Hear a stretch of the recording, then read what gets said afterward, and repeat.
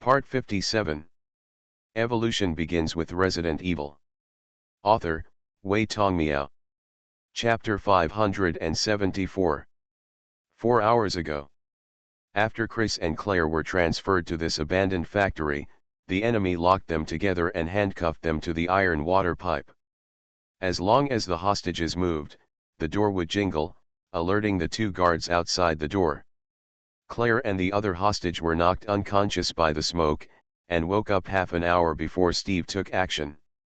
It was Neil Fisher who did it. The first thing Claire said when she woke up and saw Chris was the name of the mastermind.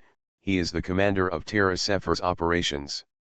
When Chris was captured, she was still in a coma, so she didn't say anything to her brother. Fisher did not hide his identity in front of the hostages.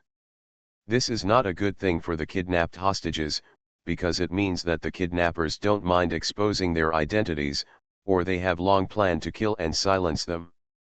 They were not gagged, so they could communicate in a low voice.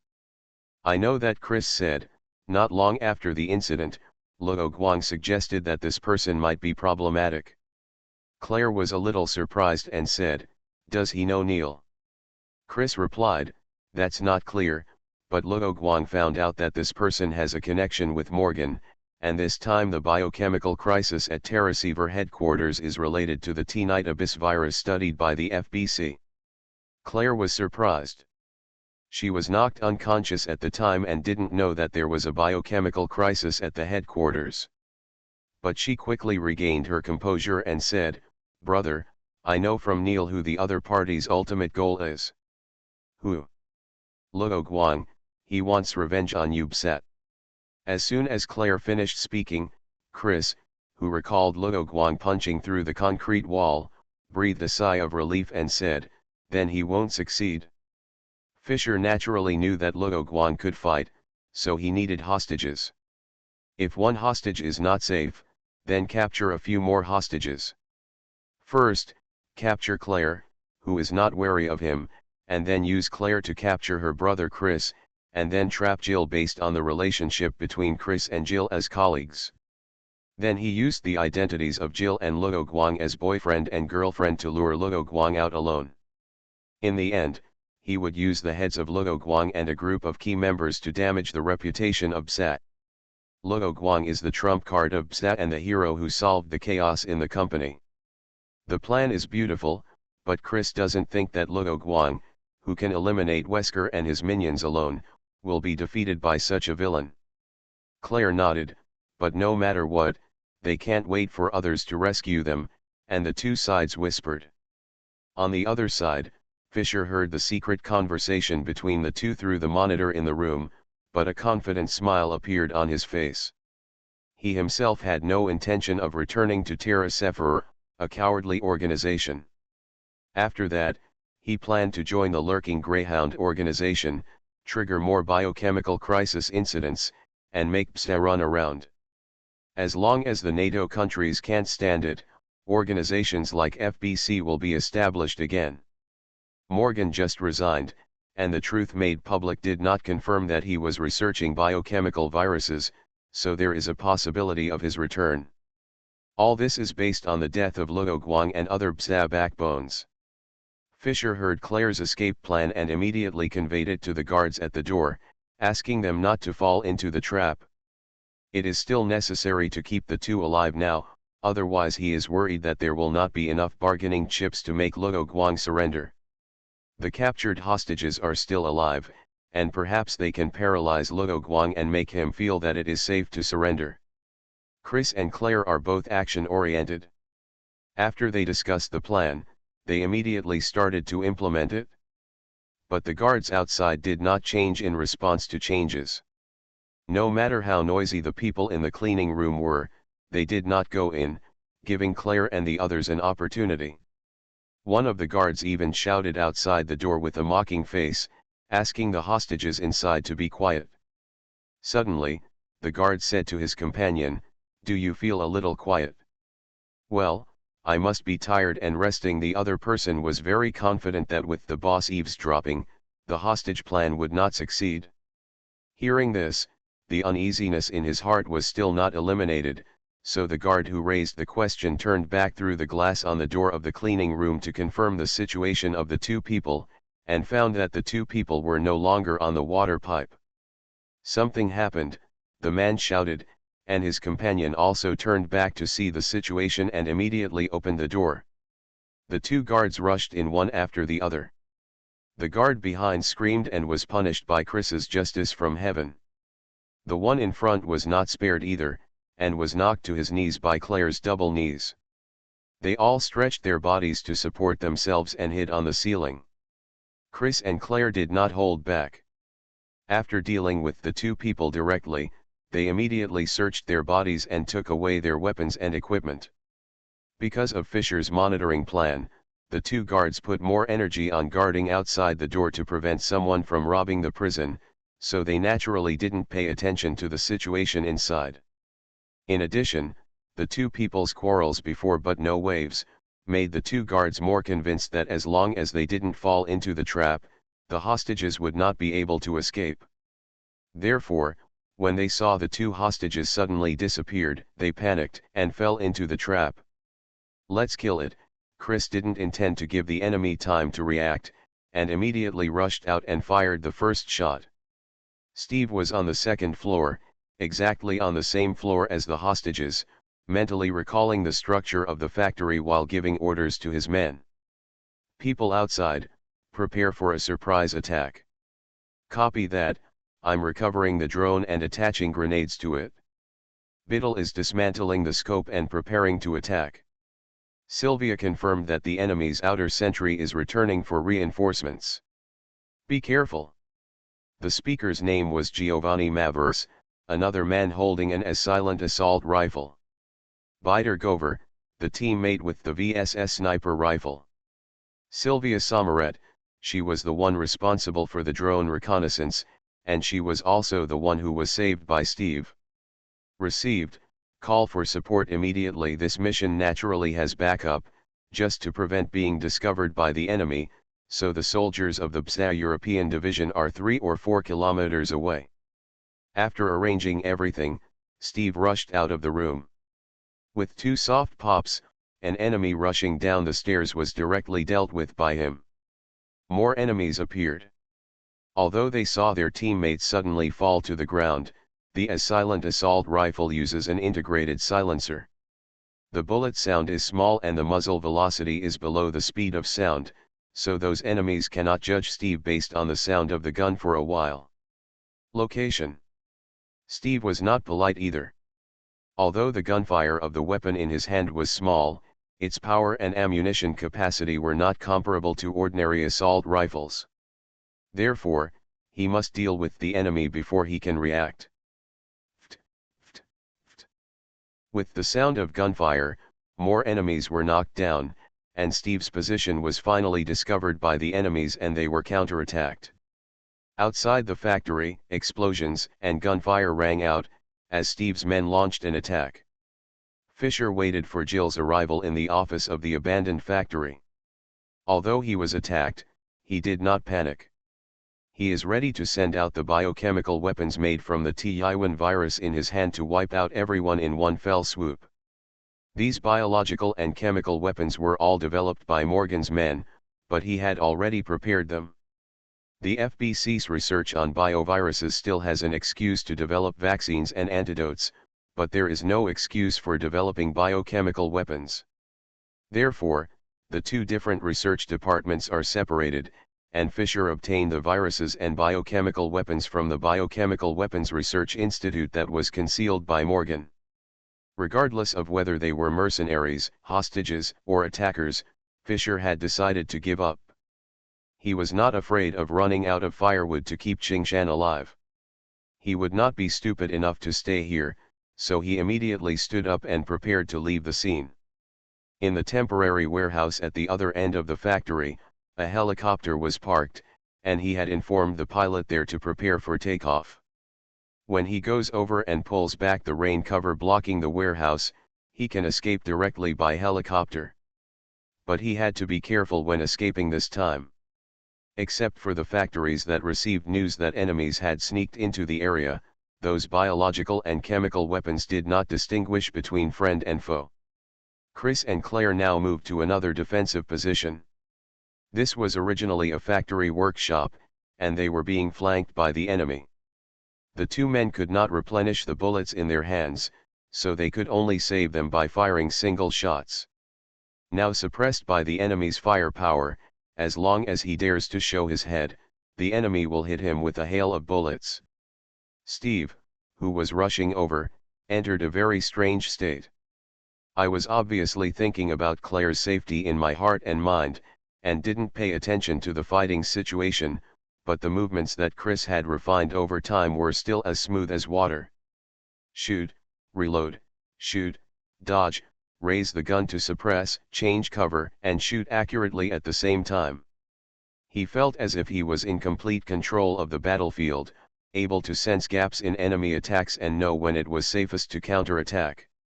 This state is very mysterious, and it is also the first time he has entered this state.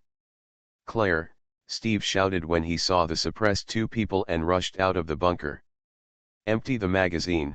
He threw the assault rifle directly at the nearest enemy, and at the same time drew his pistol to kill another enemy who was about to turn around.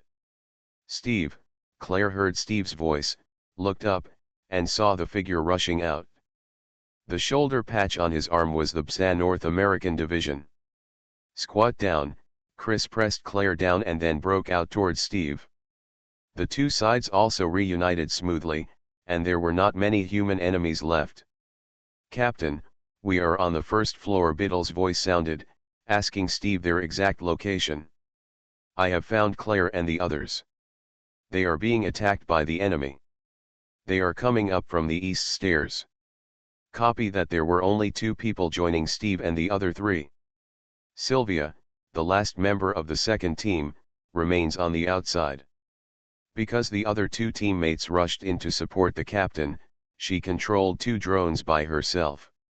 She discovered the situation and immediately reported, "Captain, there is a helicopter taking off over the enemy's temporary warehouse.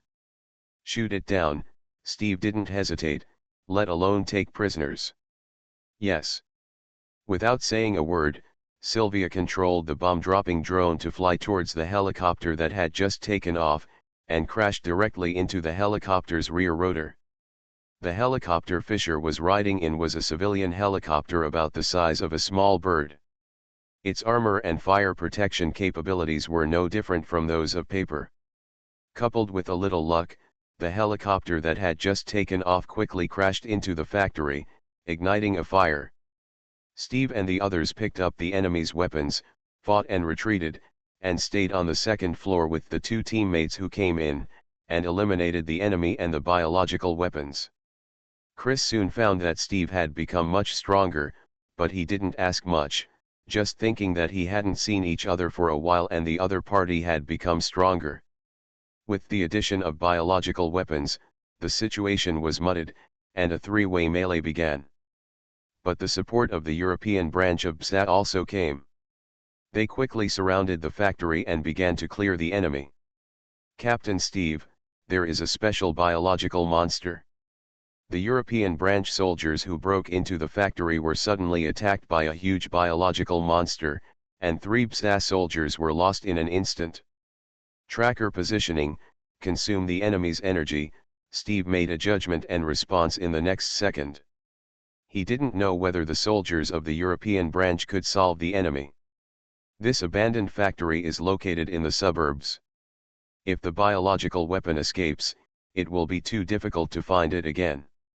So for the sake of safety, he ordered the tracker, which looks like a dart, to be shot at the special biological monster first. Knowing that Steve was commanding the people outside to fight, the other people worked harder to resist the enemy's attack, allowing him to command with peace of mind. Claire hid to reload her pistol and looked at Steve. She felt that he had really changed a lot, becoming more stable, and even saw the shadow of her brother in him. Another thing is that Steve used to be very sensitive to her sight and would definitely look back at her immediately, instead of concentrating on commanding like now. "Claire, the enemy is coming again," Chris reminded his distracted sister. Sorry, Claire immediately looked away and focused. Damn it! The monster broke through the defense line. The BSA soldier reported the situation in time and told the direction of the monster's escape. The European branch soldiers suffered a lot of losses, resulting in a loophole in the encirclement of the special monster, allowing it to find an opportunity to break through. The monster was actually seriously injured, but the biochemical virus gave it a strong recovery ability, so it still maintained its ability to move. Sylvia.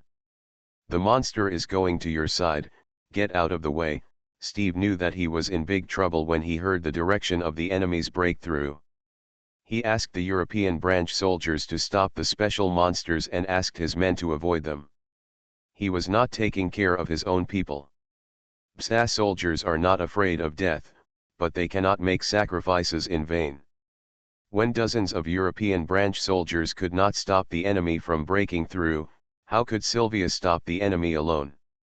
Anyway, the enemy has been locked by the tracker, and regrouping the troops to pursue is the safest choice. However, Sylvia did not answer Steve. 1 minute passed, 2 minutes passed, and she still did not answer. Steve had a bad premonition. Finally, his walkie-talkie sounded, but it was the voice of the European branch soldiers. The movement of the special monster has stopped, just in the woods outside the factory. We are going to send a team to confirm the situation. Steve took a deep breath and was about to speak when he heard Sylvia's voice. Captain, the target is eliminated. Sylvia's voice was weak. Steve widened his eyes, and his premonition came true. Meow, thank you for subscribing and voting meow. Evolution begins with Resident Evil. Author, Wei Tong Meow. Chapter 575. All enemies in the abandoned factory were cleared, and the battle was finally over. After confirming safety, Steve did not say anything more to Claire, and ran out of the factory with the members of the second team. Chris and Claire looked at each other and ran out after him. Needless to say, Steve went to confirm Sylvia's situation. The European branch soldier arrived here first to confirm the situation. He said in a heavy tone, Captain Steve, she and that special monster died together. In addition to Sylvia, too many brave people died tonight.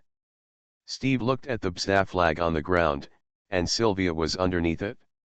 He did not go over to lift the flag, but just clenched his fists and closed his eyes. Recalling Sylvia's voice and smile in his mind, tears broke through the restraints. This is the first comrade Steve has lost since he led the second team, and the first time is often the most profound. Steve.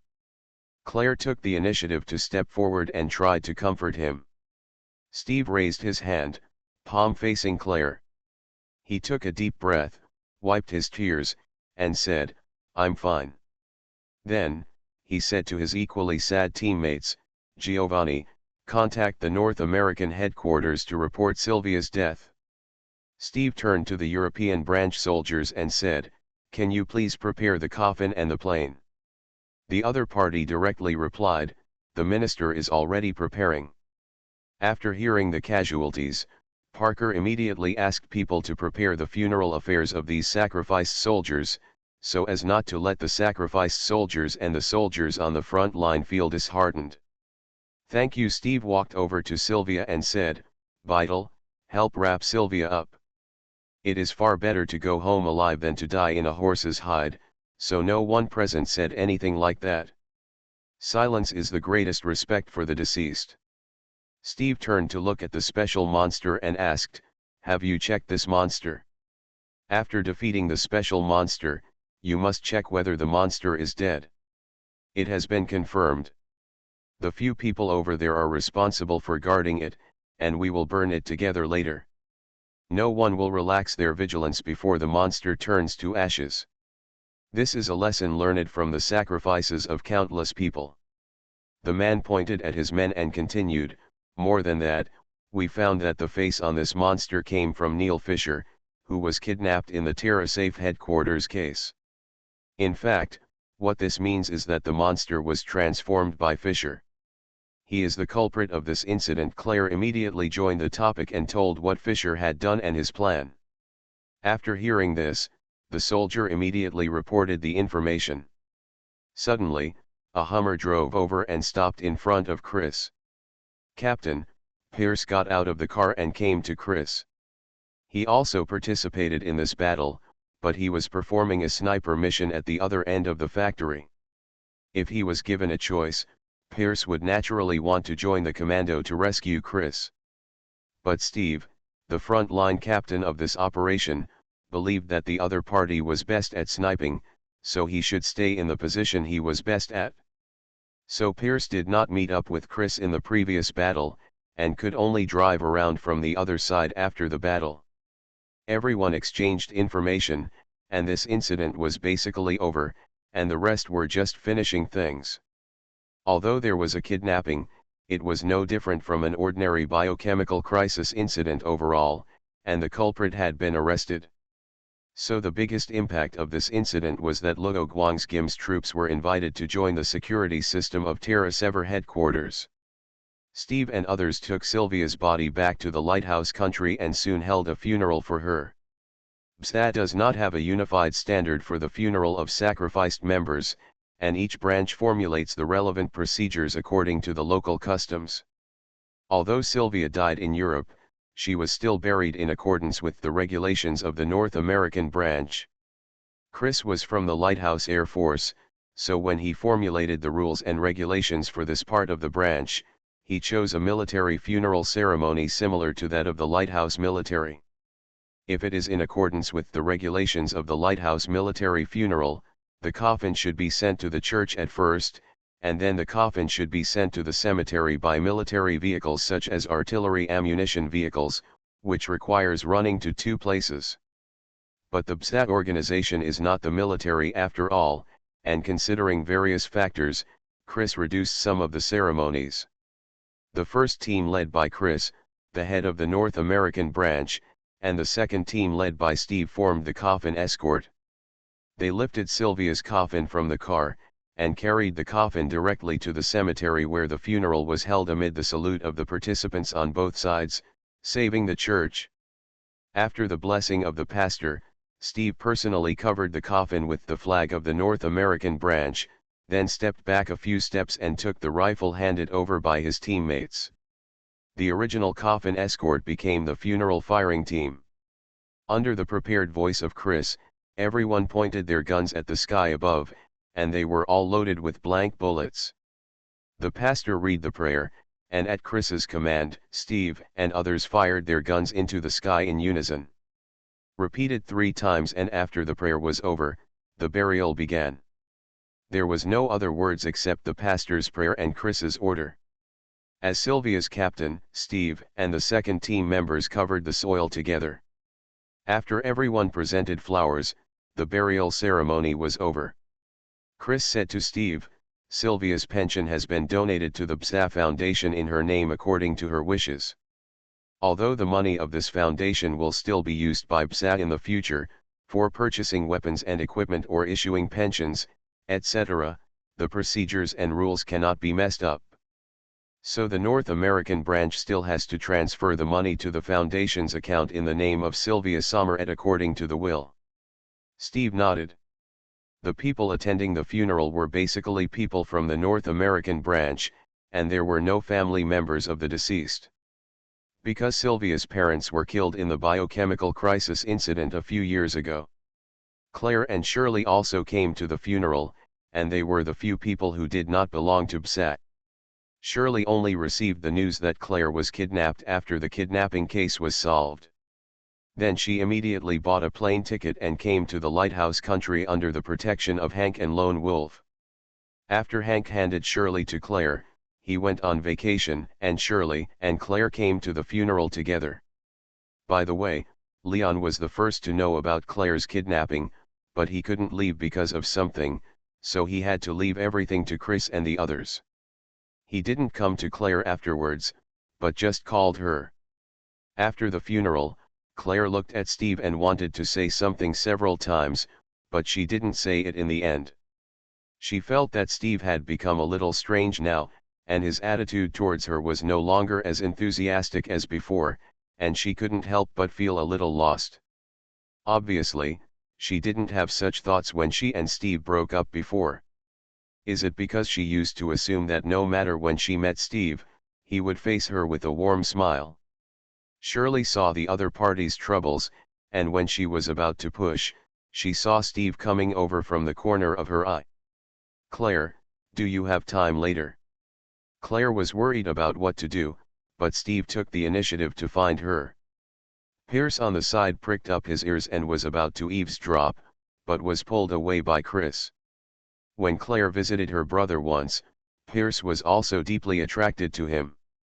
He took the initiative to ask for the other party's contact information, and the two of them contacted each other several times by phone, but basically all of them revolved around Chris. When they called each other, they avoided Chris, so he naturally didn't know that his successor also fell in love with his sister at first sight. Claire said, "Yes." She turned her head, handed her car keys to Shirley, and said, "Shirley, let my brother drive you home, I will be back later."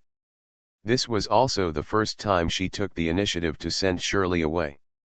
"I know, I'll go find brother Chris now." Shirley is Claire's sweet little cotton-padded jacket, so naturally she won't go with him to get in the way. She ran and jumped to find Chris to hitchhike home. Steve waved goodbye to Shirley. Claire took the initiative to leave the car to her brother, so he naturally knew what he was going to say next. "I'll drive you. I know a good cafe." He was going to talk about serious things next, so he chose a quieter and more serious place. "Didn't you like to drink sweet things before? For example, a bottle of happy water every day." The name of happy water came from Luoguang, and it was only circulated in their circle.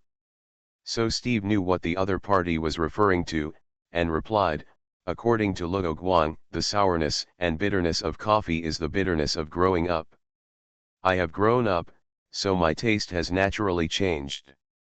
He also likes to drink happy water now, but he is much more restrained than before, drinking a bottle a day. In fact, the taste has not changed, but he can accept the bitterness of coffee now. "How about your words?" "I'm sleepy, but I still have a report to write, and it's due tomorrow, so I can only drink coffee to refresh my mind." Claire smiled. This is the Steve she is familiar with. She said, "Write the report early, didn't I teach you the template before? When there is no biochemical crisis, the weekly report of TerraSafe is similar, so the template can be used naturally. The BSAT organization is similar to TerraSafe.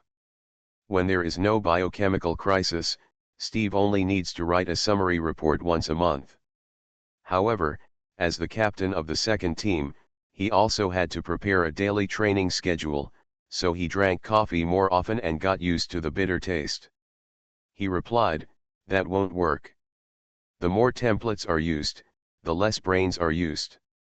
We can't have inertial thinking. In the biochemical crisis incident, there are basically monsters like zombies. When they, BSAT, encounter unknown types of zombies, they must not make empirical mistakes." The two got in the car and came to the coffee shop. A cup of black coffee and a cup of cappuccino, 2 drinks were brought to the table by the waiter. Steve drank a sip of black coffee and said, "Claire, I like you, but I was discouraged later." Claire nodded, rubbing the handle of the cup with her right thumb restlessly, and replied, "I know, sorry." This time she didn't say that she didn't want to fall in love for the time being. She also knew the reason why the other party was discouraged. After all, the other party had pursued her for so long, but she didn't respond. Steve's pursuit for so many years was like doing a task that he couldn't see the progress bar and didn't know when it would be completed. Claire is not a heartless person. The other party has supported her for so many years. How could she not be moved? How could she, who was so delicate, not know that Steve had already thought of giving up at this year's party? It was just that she had drunk alcohol at that time, and she didn't want to make irrational judgments under the influence of alcohol, which would only hurt Steve in the end. But after this incident, I found that I still like you so much. During the factory battle, I was always worried about your safety and felt endless power in my body. Claire now knew Steve's entire plan to rescue the hostages, and the most dangerous part was that Steve sneaked in alone to find her. If he was discovered, Steve would have no chance of escaping. Her thousands of words turned into one sentence: "Thank you." If Steve didn't arrive in time to help them clear the enemies on one side, the situation of the brother and sister who were attacked from both sides would be equally dangerous. However, Steve didn't ask the other party to come here for confession this time. If it were the old me, I would probably ask you again if you could be my girlfriend next, right? Claire's fingers stopped moving, and when she heard this, she didn't know why she felt a little nervous. She asked, "Have you changed your mind now?" "Yes and no," Steve explained. "After this incident, the idea of being with you has become stronger, but I have more important things to do now."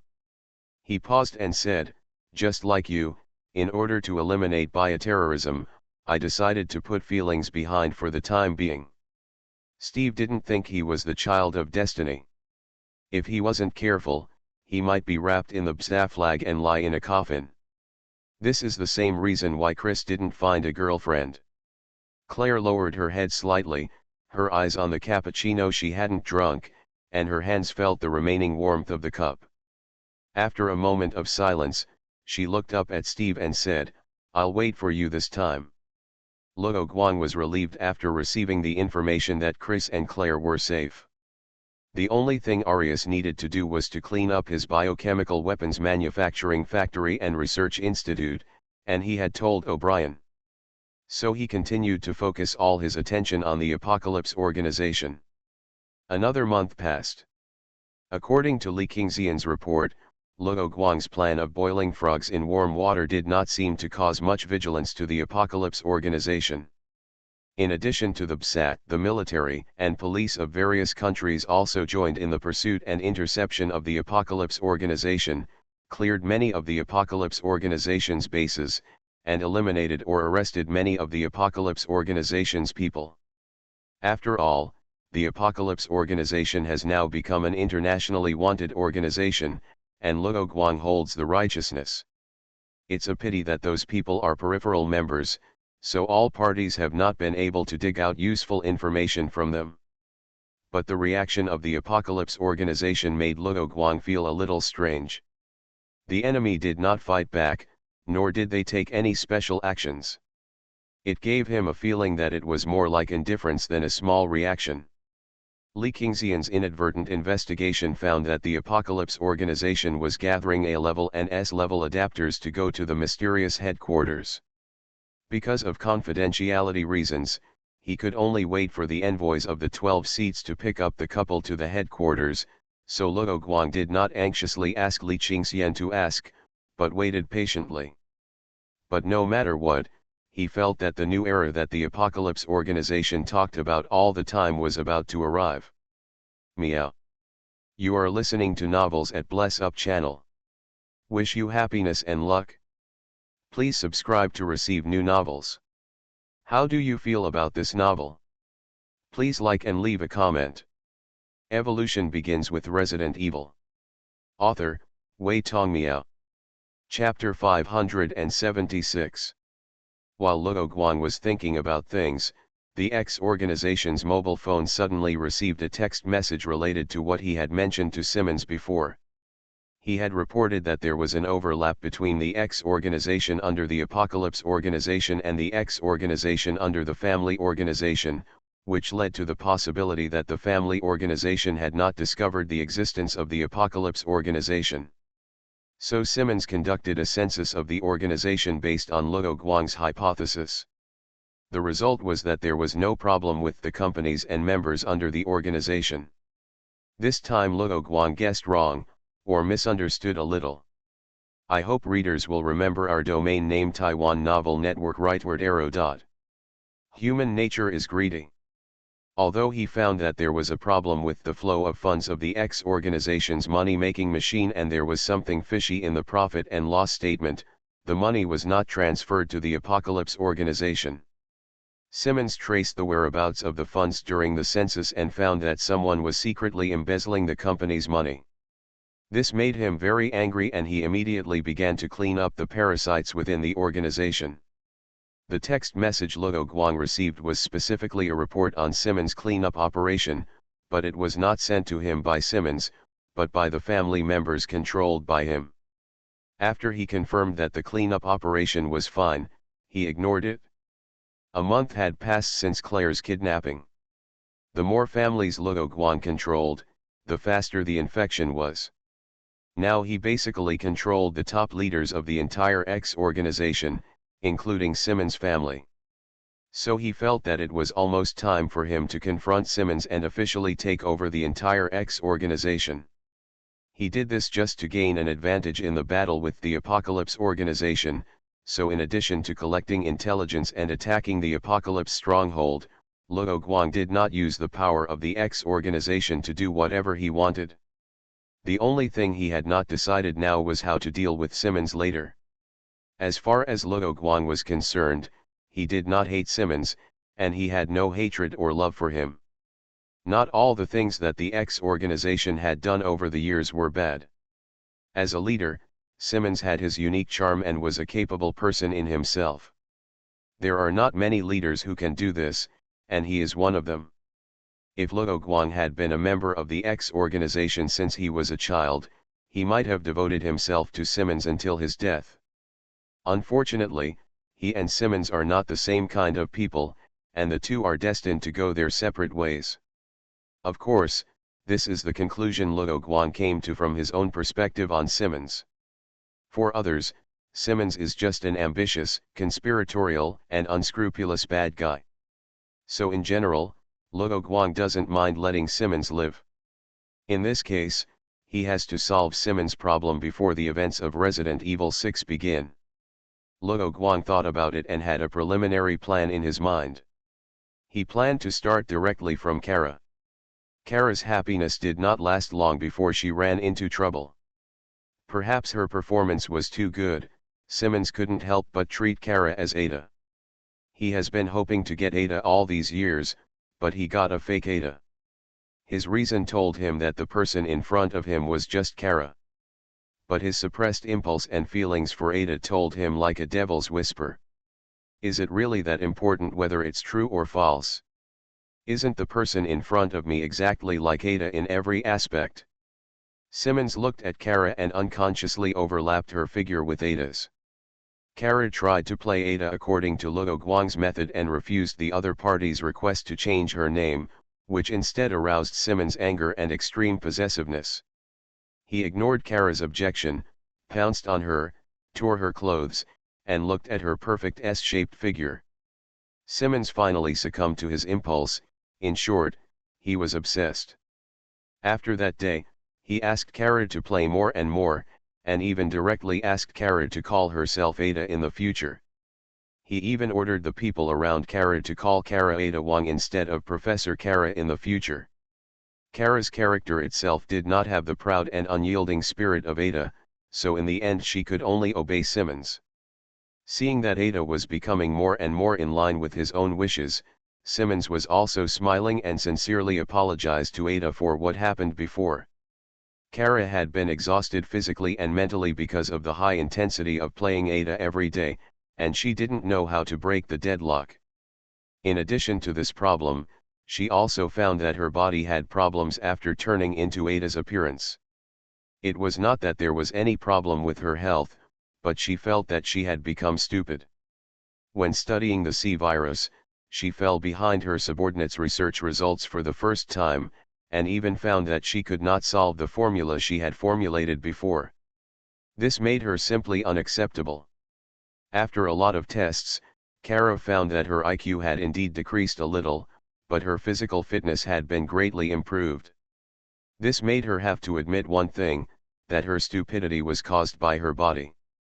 Although she still retained her memory, her intelligence became the same as Ada's. It's not that Ada is stupid, but that everyone has their own expertise. For example, Kara now feels that her brain is not enough when studying biochemical viruses, but when learning combat techniques and agent skills, she is handy, which just fits Ada's personal situation. The findings horrified Kara. In previous research, she only confirmed the memory retention, and did not detect changes in intelligence, and this change did not take effect immediately.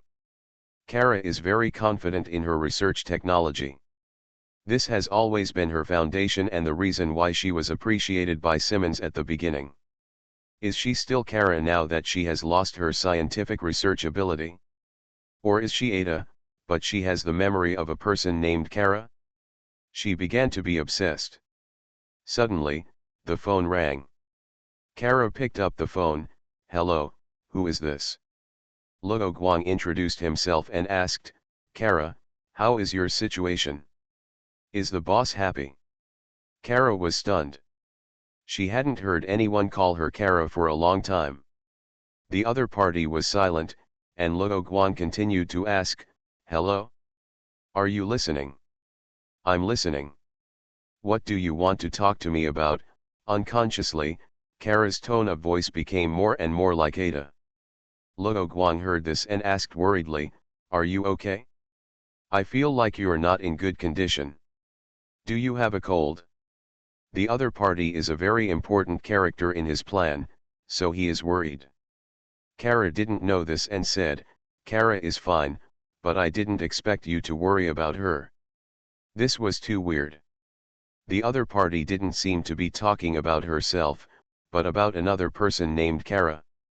Luo Guang thought of Kara's mental state in the game, and had some guesses in his mind, so he tried to ask, "Isn't Kara you? Didn't you receive Simmons' order?" Luo Guang felt more and more that the other party was mentally ill, because the other party usually didn't call Simmons by name. He had the impression that Simmons didn't tell him about this, but he didn't answer him like that. No matter what the order is, Kara is Kara, and Ada is Ada. She is her, and you are you. No matter how you look, you are also Kara in my opinion. I am Kara. Kara's eyes were a little brighter, as if she saw a little brightness in the dark night. She always hoped that someone could affirm her existence in her heart. But everyone around him would not go against Simmons' will. In these days, Luo Guang was the first person to say that he was Kara.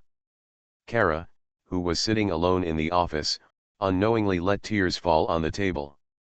Luo Guang affirmed again, "Of course you are Kara." "But I am just a research idiot now." Kara told her research results. Luo Guang just knew about this situation, but it did not prevent him from fooling. No, it was reasonable. He said, "According to science, human memory is stored through matter. Your body DNA and other substances have changed now, but you still remember everything Kara has experienced." Soul, Luo Guang's words opened a window for Kara. "Otherwise you can't explain why the memory did not disappear with the transformation." Luo Guang said his own twisted reasoning, "So although the body has changed, your soul has not changed, you are still you." In fact, this is a difficult question of who am I, and there is still no standard answer. But Luo Guang felt that Kara did not need a standard answer.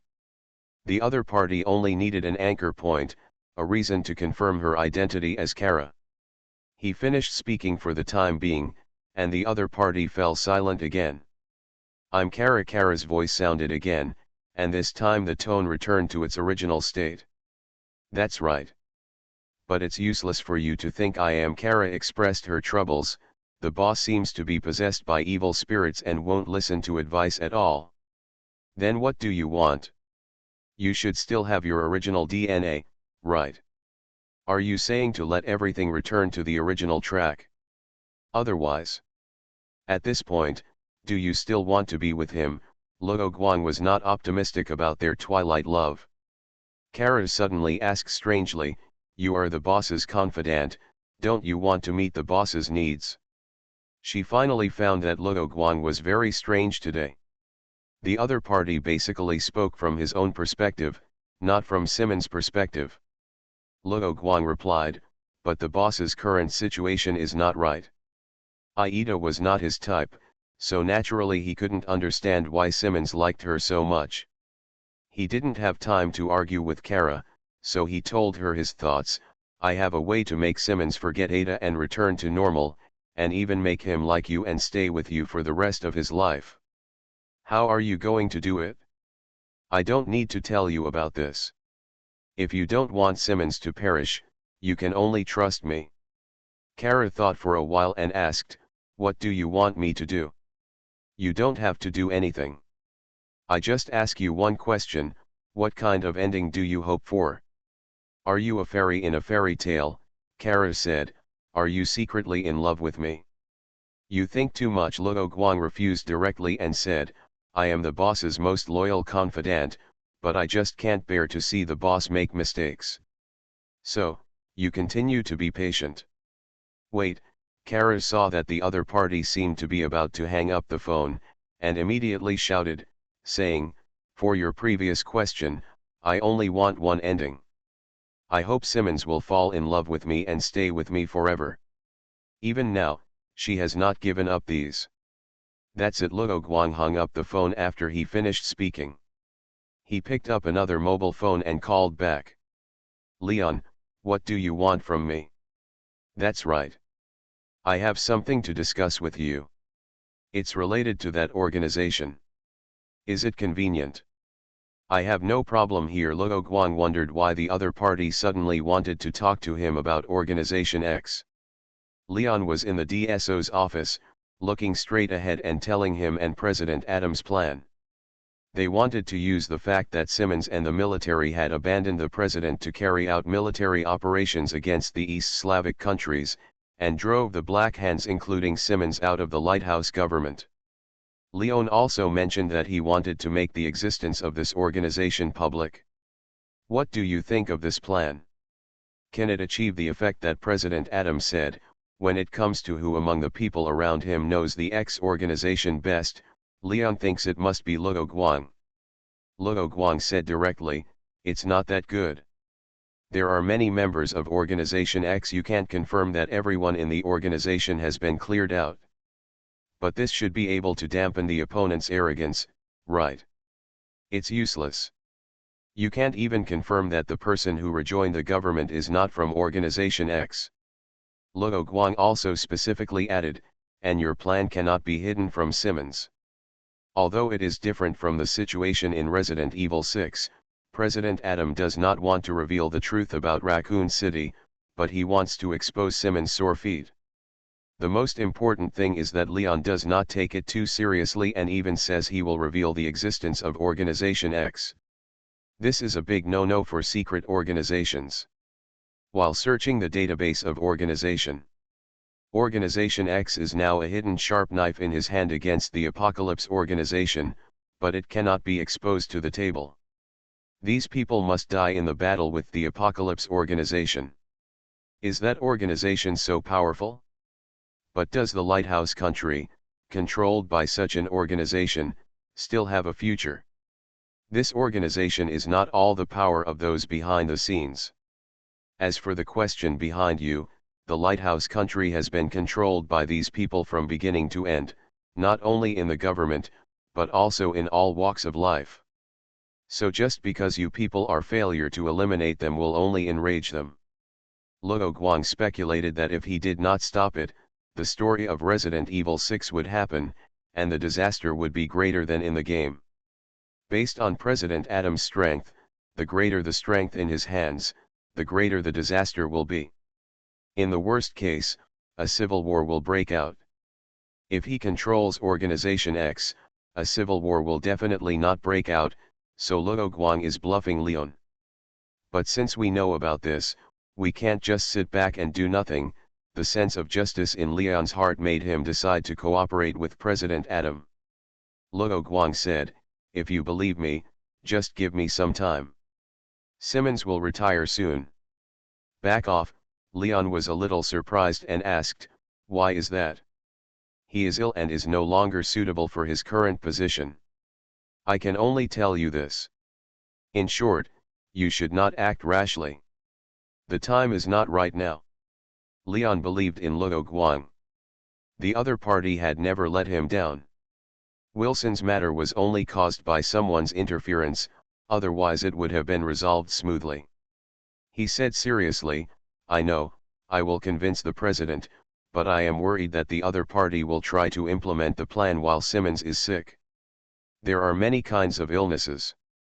You should be able to find out that the other party has not asked for leave, right? That's it, I have nothing else to do. I'll hang up first. Leon was about to hang up the phone when he heard the words coming from the speaker.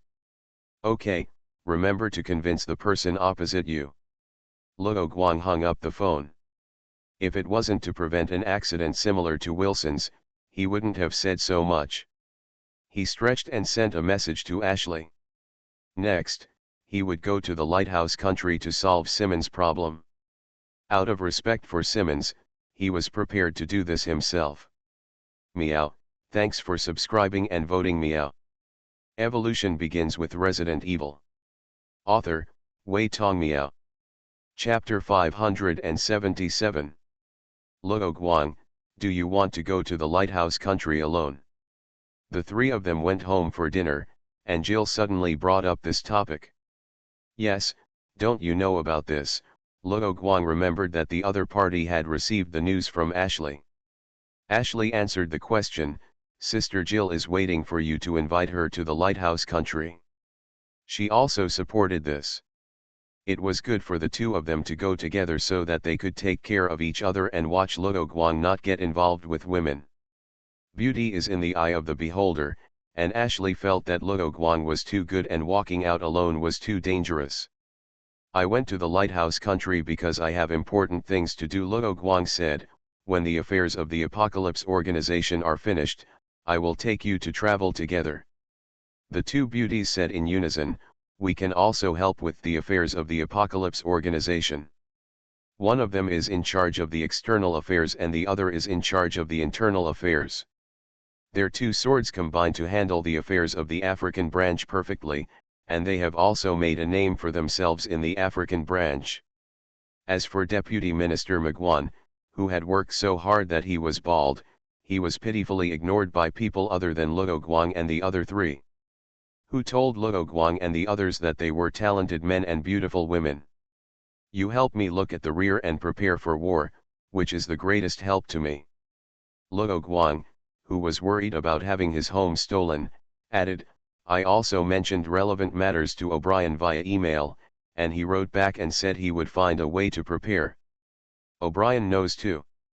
I mainly told him about the beekeeper organization. So far, we have been unable to prevent the biochemical crises caused by this organization. So as long as the other party has an idea, it will be easy to spread biochemical viruses throughout the world at the same time. As soon as O'Brien saw this content, he understood that the BSA has a heavy responsibility. Ashley asked in confusion, speaking of which, I still don't understand what benefit they have from infecting the whole world. Is it just to capture people and go back to replenish manpower? She had heard Luo Guang talk about the rules of action of the beekeeper organization, and she had also guessed the purpose of the Apocalypse organization.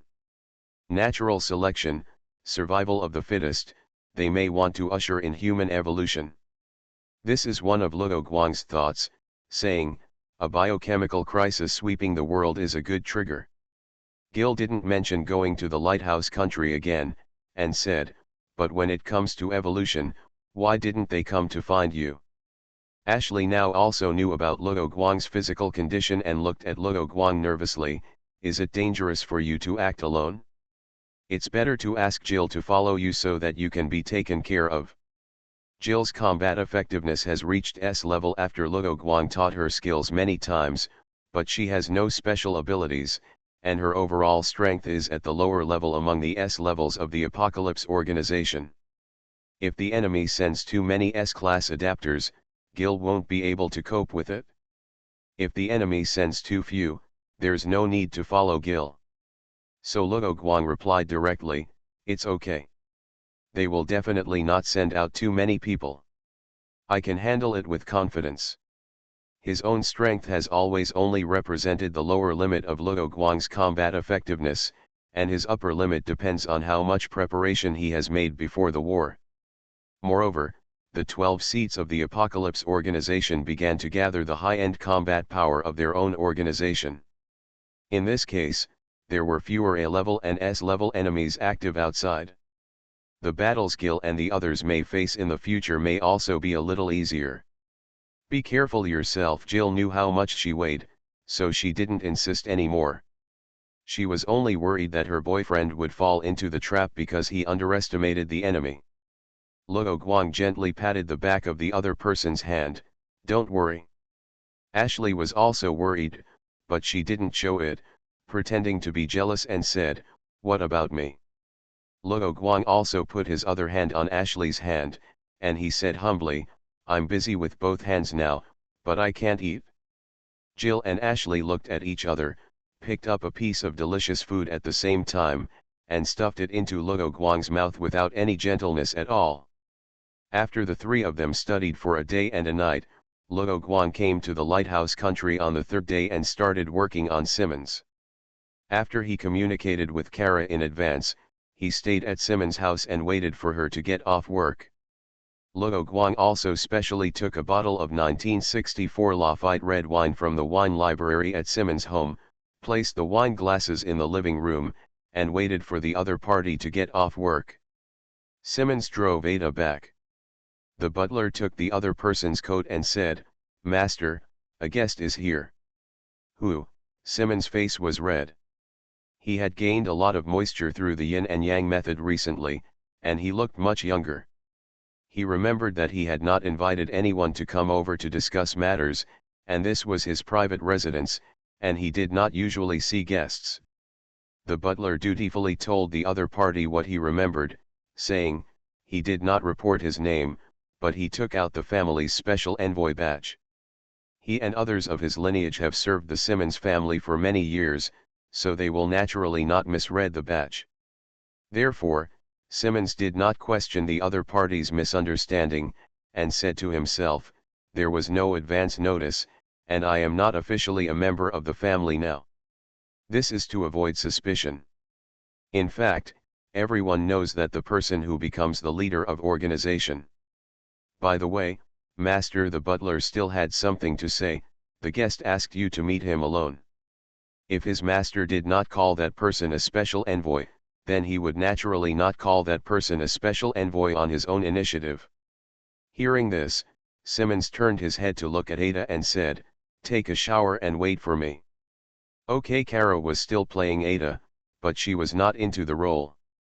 After saying that, she took her small bag and left by herself. Simmons, led by the butler, came to the reception room and was naturally surprised to see Luo Guang sitting there. He had thought about the identity of the family envoy and it would be a family member he knew, but he could never have thought it would be Luo Guang. The other party's surname was not Simmons, and their family members did not have Asian blood, but pure European aristocratic blood. It was also because Luo Guang did not hear this, otherwise he would definitely complain about the romantic affairs of the European aristocratic circle. "Why is it you? How do you know this place?" Simmons had never mentioned the location of his residence to Luo Guang. "Sit down and talk slowly." Luo Guang made a gesture of invitation, and then said to the butler, "Cacheris, help us open the wine and fill it up." Before Simmons could respond, the butler obeyed Luo Guang's order to open the Lafite and fill the wine glass at the same time. "Splin. Why do you obey the other party's orders? I am your master." "Hey, he is just an employee, why do you embarrass him? Sit down and talk." Luo Guang waved his hand and asked the butler who had finished pouring the wine to leave. The butler ignored Simmons' words, left the reception room directly, and closed the door considerately.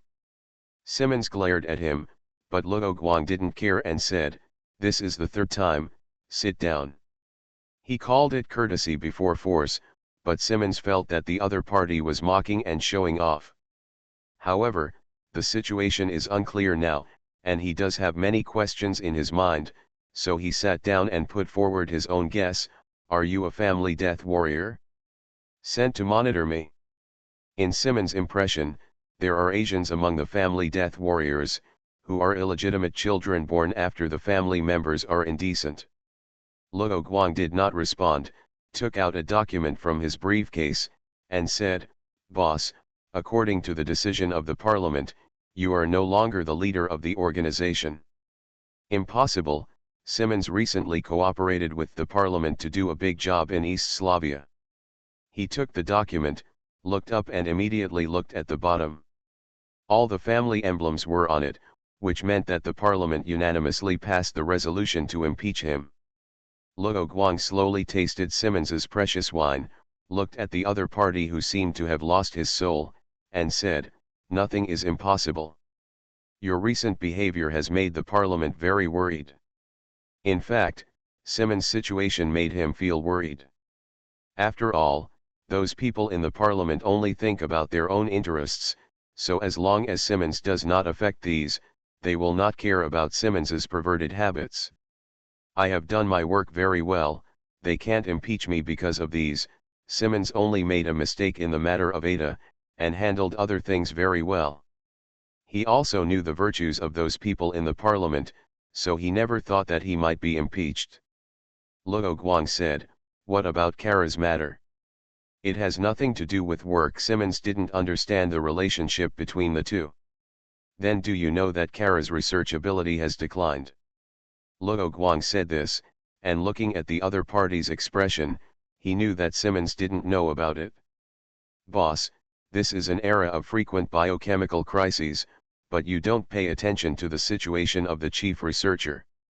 There was no need for him to say anything more, and he said, "Anyway, the parliament has made a decision, and there is no point in you worrying about it." Simmons lowered his head.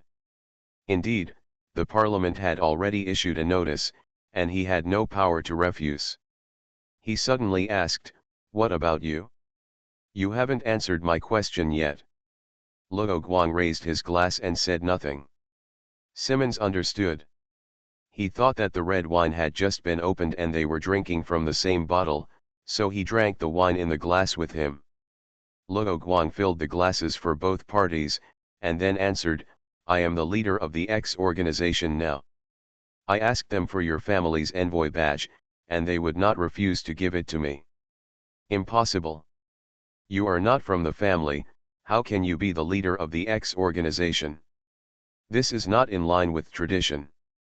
"Traditions are meant to be broken," Luo Guang said indifferently, "but don't worry, boss. Although you have retired, your life is still guaranteed. Just enjoy your retirement life. You betrayed me. I saved you. If you retire now, you can at least keep your life." "What do you mean?" Luo Guang replied, "You don't need to know." He couldn't tell Simmons the plot of the game. "Catch Ada for me." "Sorry, Ada has a boyfriend." "What?" "Impossible." Simmons stood up all of a sudden. He didn't believe that Ada would have a boyfriend. He always felt that only a successful man like himself could melt Ada. Luo Guang shook his wine glass and said, "If I remember correctly, that boyfriend hummed Ada for 2 days and 2 nights more than a month ago." He exaggerated, but Simmons didn't think about it and exploded directly. He couldn't stand his goddess being pushed by a pig, but he could only clear the table in impotence and anger. Luo Guang quickly picked up the wine bottle. It would be a waste if the wine was spilled. "Kara obviously likes you so much, and she turned into Ada's appearance for you, but it ended up hurting you." Luo Guang noticed that Simmons will had a flaw, so he began to use hints. The wine the other party just drank was infiltrated with the Shinra virus. "Kara," Simon paused, then remembered who it was. Half an hour later, Luo Guang opened the door of the reception room, and Kara nervously poked her head in, wanting to confirm the situation of Simmons inside. The other party simply took a shower and changed clothes. "I have convinced him. It's up to you next." He had already told Kara the precautions. Simmons is deeply obsessed with Ada, and it is not safe to change his mind just by hinting. It is better for Kara to deepen this impression. Convince, although Kara's research ability has decreased a lot, her personality has not changed. She is still full of curiosity about unsolved things. Literally. You go in quickly, I still have a lot of things to do next. Luo Guang walked out, and then asked the butler next to him to take him to the study. He also asked the butler to find Kara before. Kara nodded, walked in, and saw Simmons with a decadent face. She asked with concern, "Lord Simmons?" Simmons turned his head, his eyes lit up, but then dimmed again, and said, "It's you, Kara." "It's me." Kara knew Luo Guang was not lying just because the other party recognized her and didn't jump on her and touch her. "Sorry, I have always let you down." To solve Simmons's obsession with Ada, another strong emotion is needed.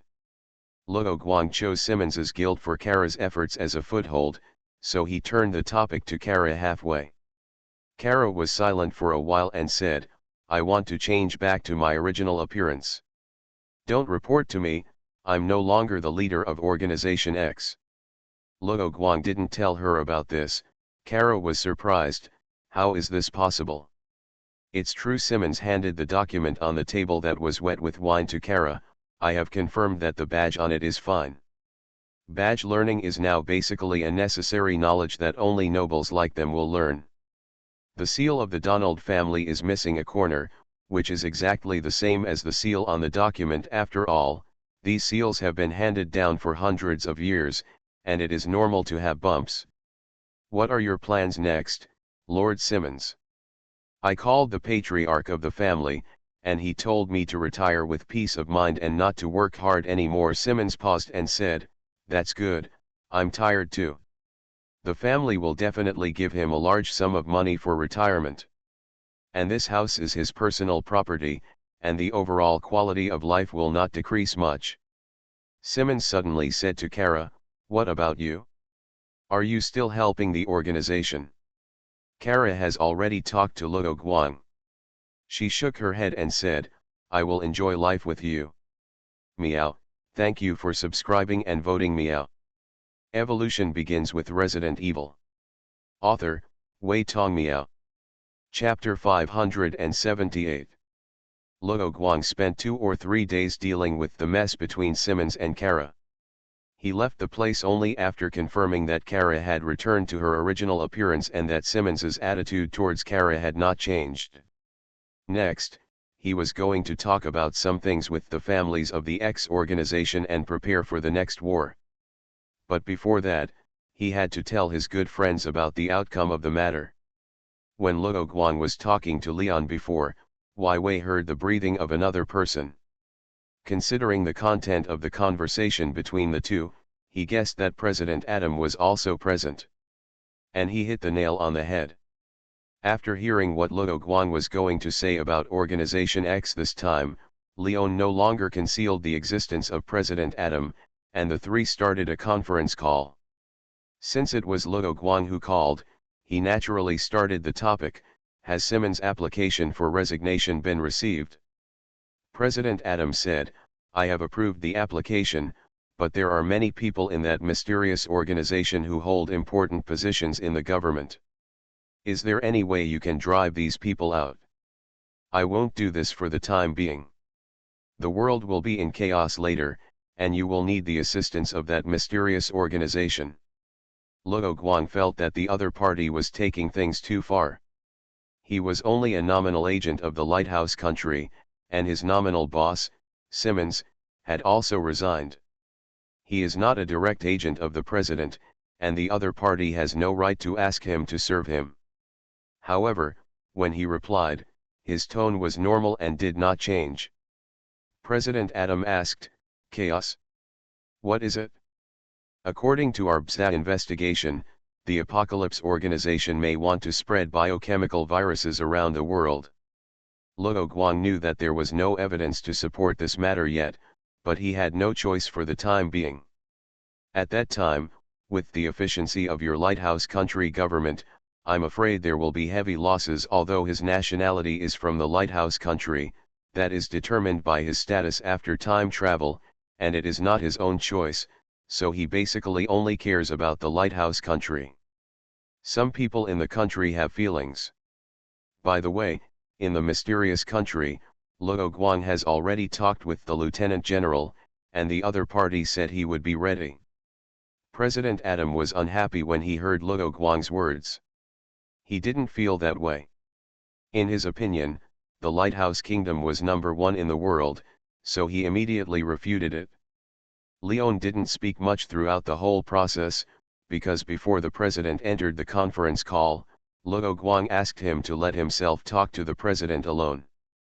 So he can only act as a middleman and occasionally answer a few questions from the president. The two sides are at loggerheads.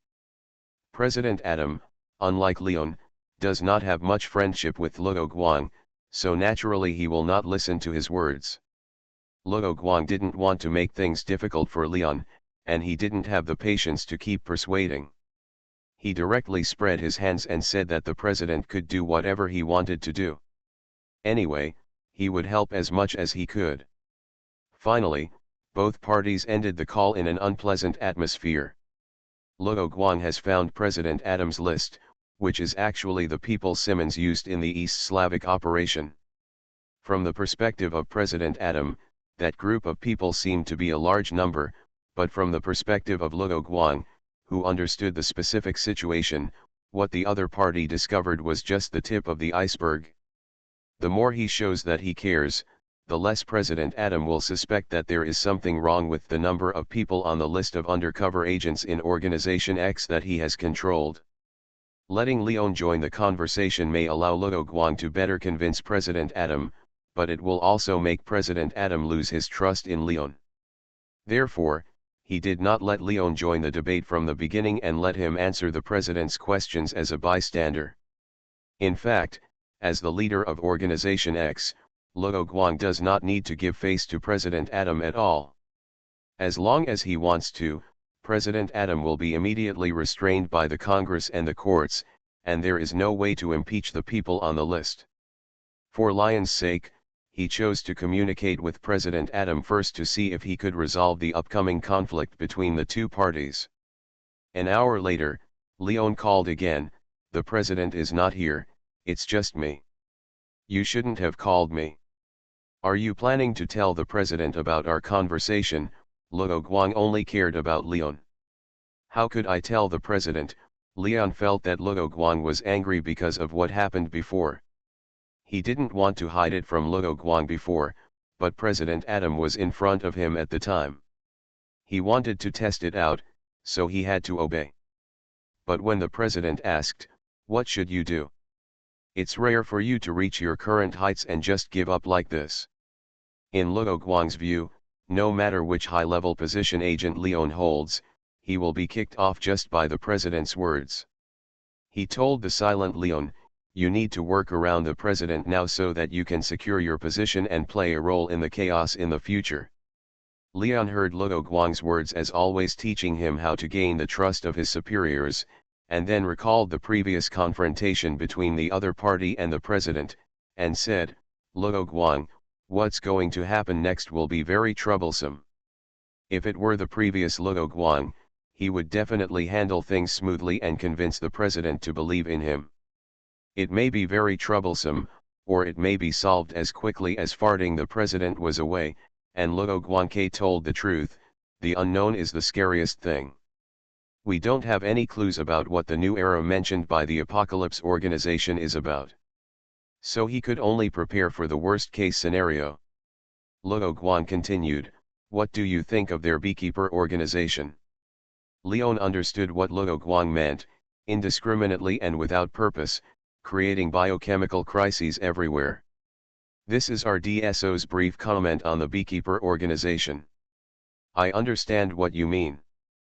The Apocalypse organization above it will definitely not do such boring things. There must be a big plan, or even a rehearsal for infecting the whole world." Luo Guang nodded. He thought so and prepared so. He replied, "The beekeeper organization has captured many people and obtained many clues. You should know that the members of this organization have memory problems.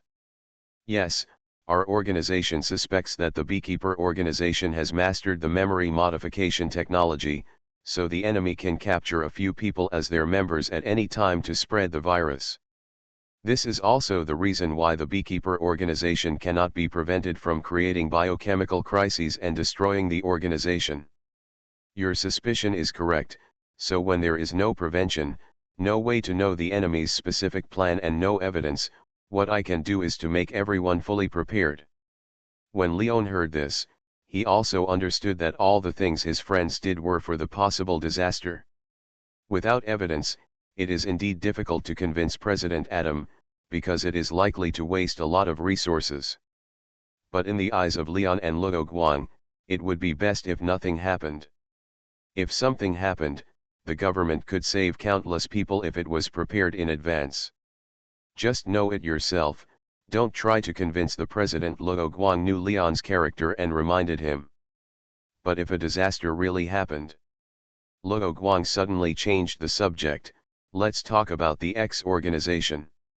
If you have paid attention to the news recently, you should have found that there have been a lot more shootings and bombings. Indeed, could it be? That was the case caused by the mysterious organization that controlled the country and attacked the base of the Apocalypse organization. They found biochemical virus samples in more than half of the bases. Why do you think they stored them? Except for the Lighthouse country, all parts of the world are secretly besieging the Apocalypse organization. But the less the Apocalypse organization reacted, the more worried Luo Guang was. Luo Guang said, "Is your government efficient?" "No, the bureaucracy is not as efficient as a one-man show." "So you want to bypass President Adam and use that organization to solve the problem?" "But there is no order without rules, so it is wrong to do so."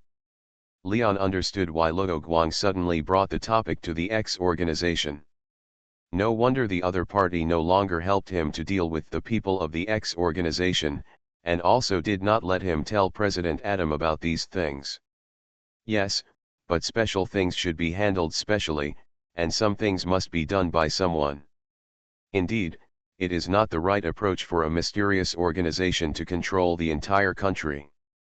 Although Luo Guang has been in a high position, he has not lost his original identity. Before he crossed over, he was just an ordinary social animal, and now he is just a person who often fishes. Luo Guang did not wait for Leon to reply, and continued, "There are thousands of people as strong as me in the Apocalypse organization. Just like the previous company Chaos, the victory or defeat still depends on the upper-level combat effectiveness." He knew that Leon would definitely talk about helping, just like Jill and others, so he dispelled the other party's idea in advance. Leon was predicted by Luo Guang, but he had to admit that his fighting power could only lag behind in the face of a master like Luo Guang. He took a few seconds to answer, "Then we can directly use strategic weapons, which can make up for the gap in fighting power."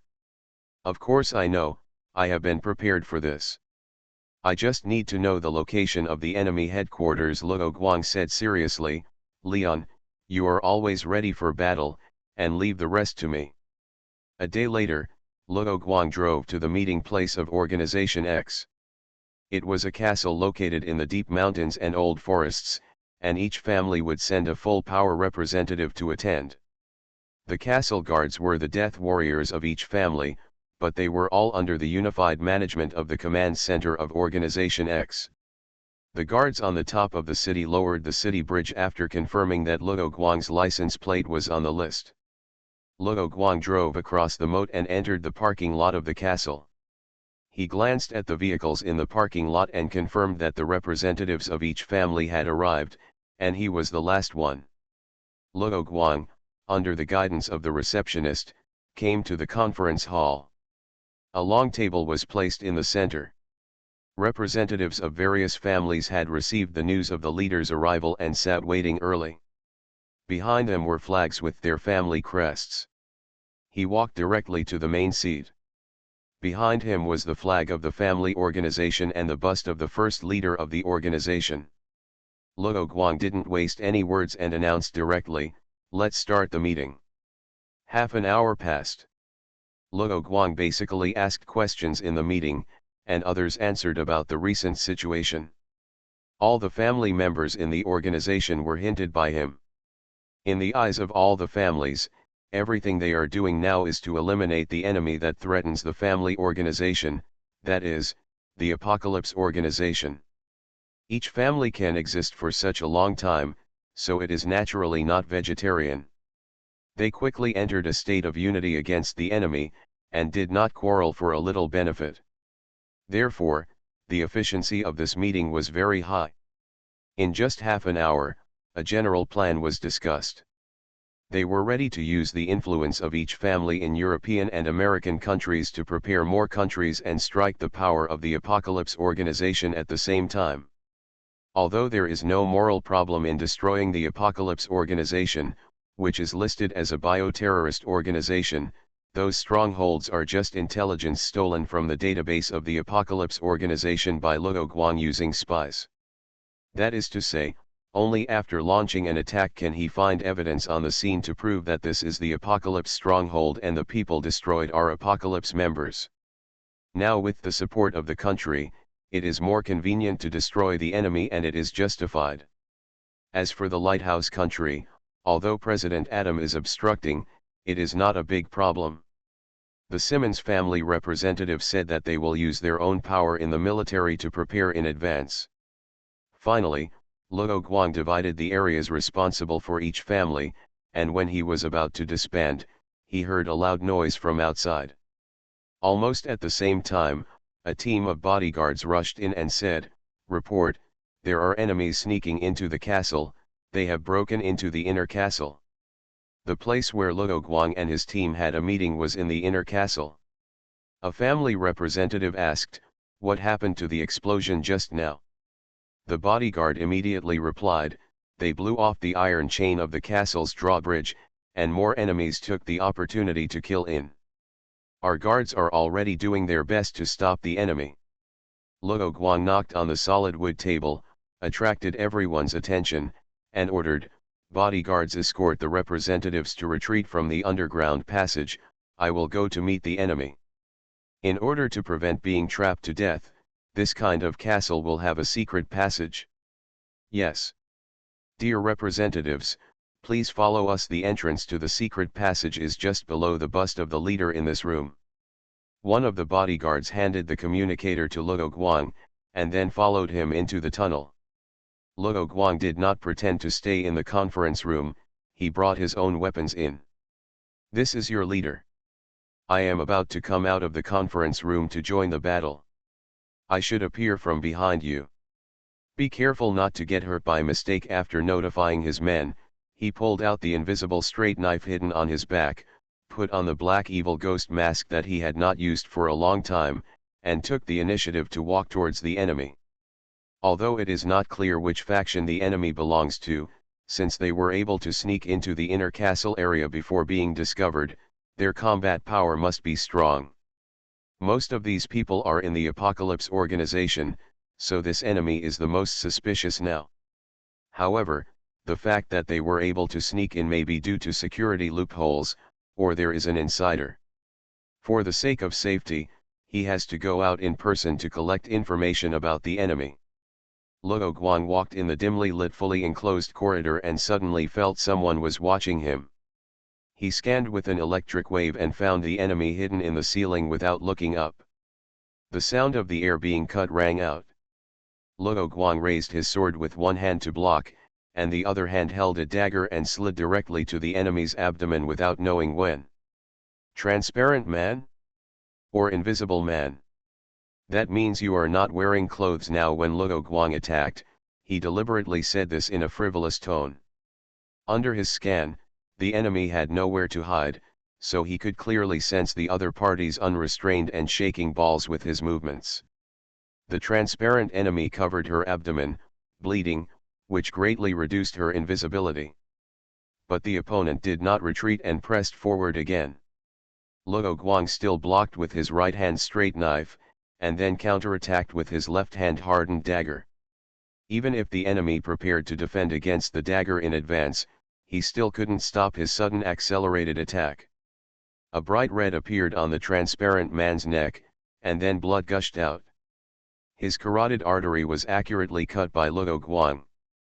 Meow, thank you for subscribing and voting meow.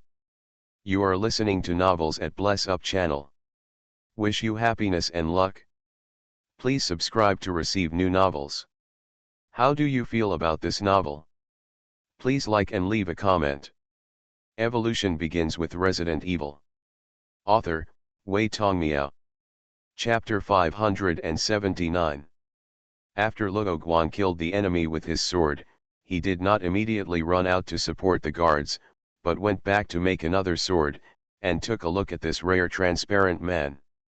After the enemy died, his transparent ability immediately failed, revealing his true appearance.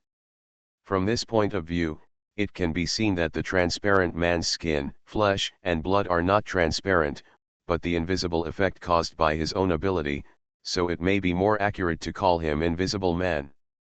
The better the appearance and figure, the more advantages in modern society, so this S-level figure and appearance are very outstanding, but the appearance of dying with eyes open is very scary. Therefore, Luo Guang did not look at it for too long and focused on other things. Just as the result of his previous scan, this enemy was not wearing clothes, and the weapon in his hand was a bone knife. Judging from the length and shape, it should be made of the enemy's own ribs. For S-level adapters, losing a few ribs is not a big deal, and they can grow back by taking some supplements. Luo Guang confirmed what he was curious about and finishing the attack. He continued to move forward while thinking. This enemy was one of the infiltrators who used his stealth ability to bypass the front line and accurately came to this corridor. The end of this corridor was the meeting place, so Luo Guang guessed that the attacker had planned it, but the question was how the other party found out that they were going to hold a meeting. The further he walked out, the more frequent the gunshots became. It was the inner castle guards and the invaders who were fighting. Among the castle guards, only the inner castle guards were at a disadvantage and were suppressed by the invaders and could not raise their heads. The guards in the outer castle area fought a tie with the enemy support, but a large number of people were dragged down and could not support the inner castle. Luo Guang was already very close to the fierce battle area. He was about to inform the guards that he was going to join the battle, and suddenly he heard a scream from the headset. The last guard who was killed told the information before he died. The enemy is very fast, we can't stop it, ah. After hearing this, Luo Guang did not stop, but sped up. The enemy advanced immediately after reshooting the guard. They trusted their teammate who had a 100% success rate in assassination, but they did not relax their vigilance. They saw Luo Guang and shot immediately. Luo Guang used the invisible straight knife to chop bullets and killed out of the storm of bullets. He was about to kill one enemy first. Suddenly, a big knife was inserted between the two people from the side, blocking the fatal blow. Luo Guang used one hand to suppress the big knife, and the other hand held the hardened short sword and stabbed into his target. Another enemy surrounded him from behind.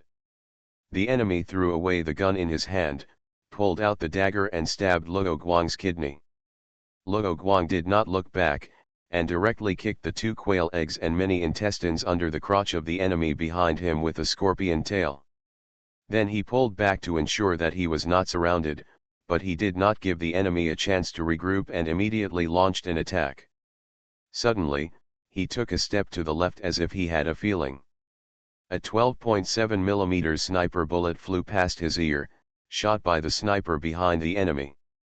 Luo Guang quickly confirmed that the weapon in the sniper's hand was an M82, a 1M Barrett semi-automatic sniper rifle, so he did not take it lightly after avoiding the first bullet, and avoided the subsequent bullets. The weapon is 1.44 meters long, not suitable for indoor combat, but the enemy still brought it into use. The 3 enemies surrounding Luo Guang used the time bought by the sniper to recover from their injuries and set up a pin formation. The man who failed to block the attack with his sword stood in the front, while the 2 men whose hearts were pierced and whose vital parts were broken stood on his side and back.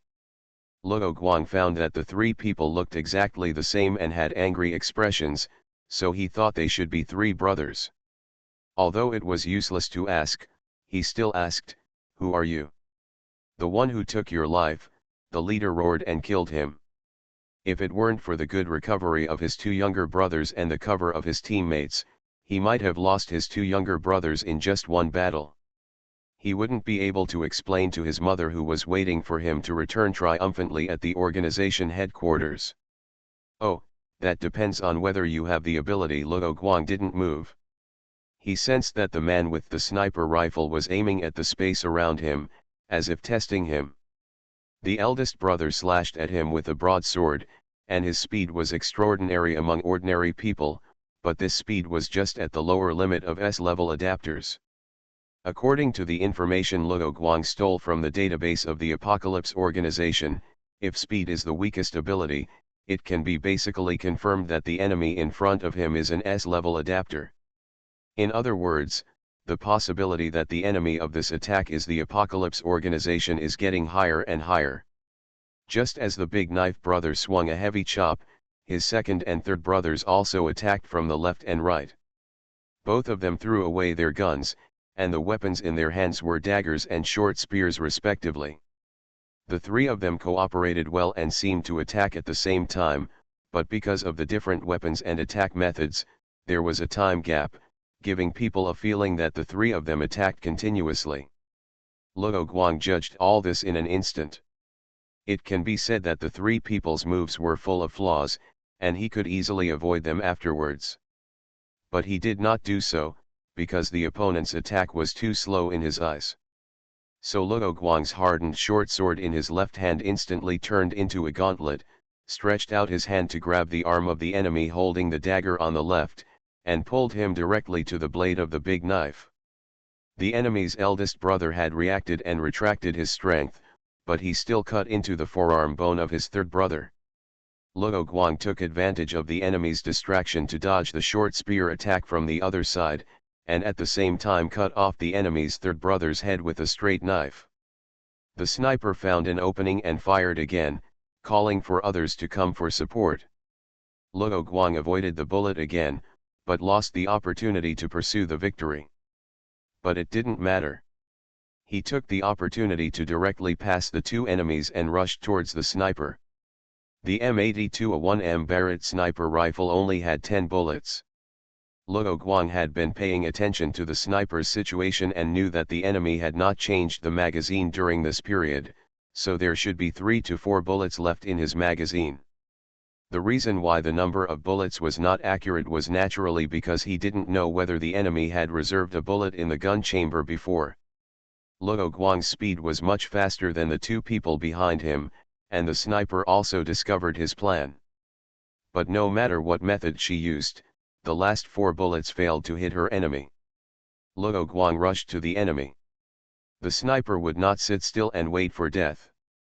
Since ancient times, archers have been fighting in close combat, and she was no exception. She threw a gun at the enemy to delay time and then drew out her double swords from her back. She blocked Luo Guang's attack from both sides. Although Luo Guang's 2 swords were not the type to overwhelm people, each of his attacks was powerful and heavy, directly hitting the sniper back again and again. This double-sword enemy was very fast, but his strength was much worse. If he barely parried, he would soon be broken through the middle door and stabbed in the chest. But she still had teammates. The big knife brother and the short spear brother had come behind Luo Guang with red eyes. Several more people came to the room where the fight was taking place, and they were the support of the attackers. The leading man looked at Luo Guang fighting 3 people alone and not losing the upper hand. He even killed the sniper with the eagle eye skill in the team the moment he arrived.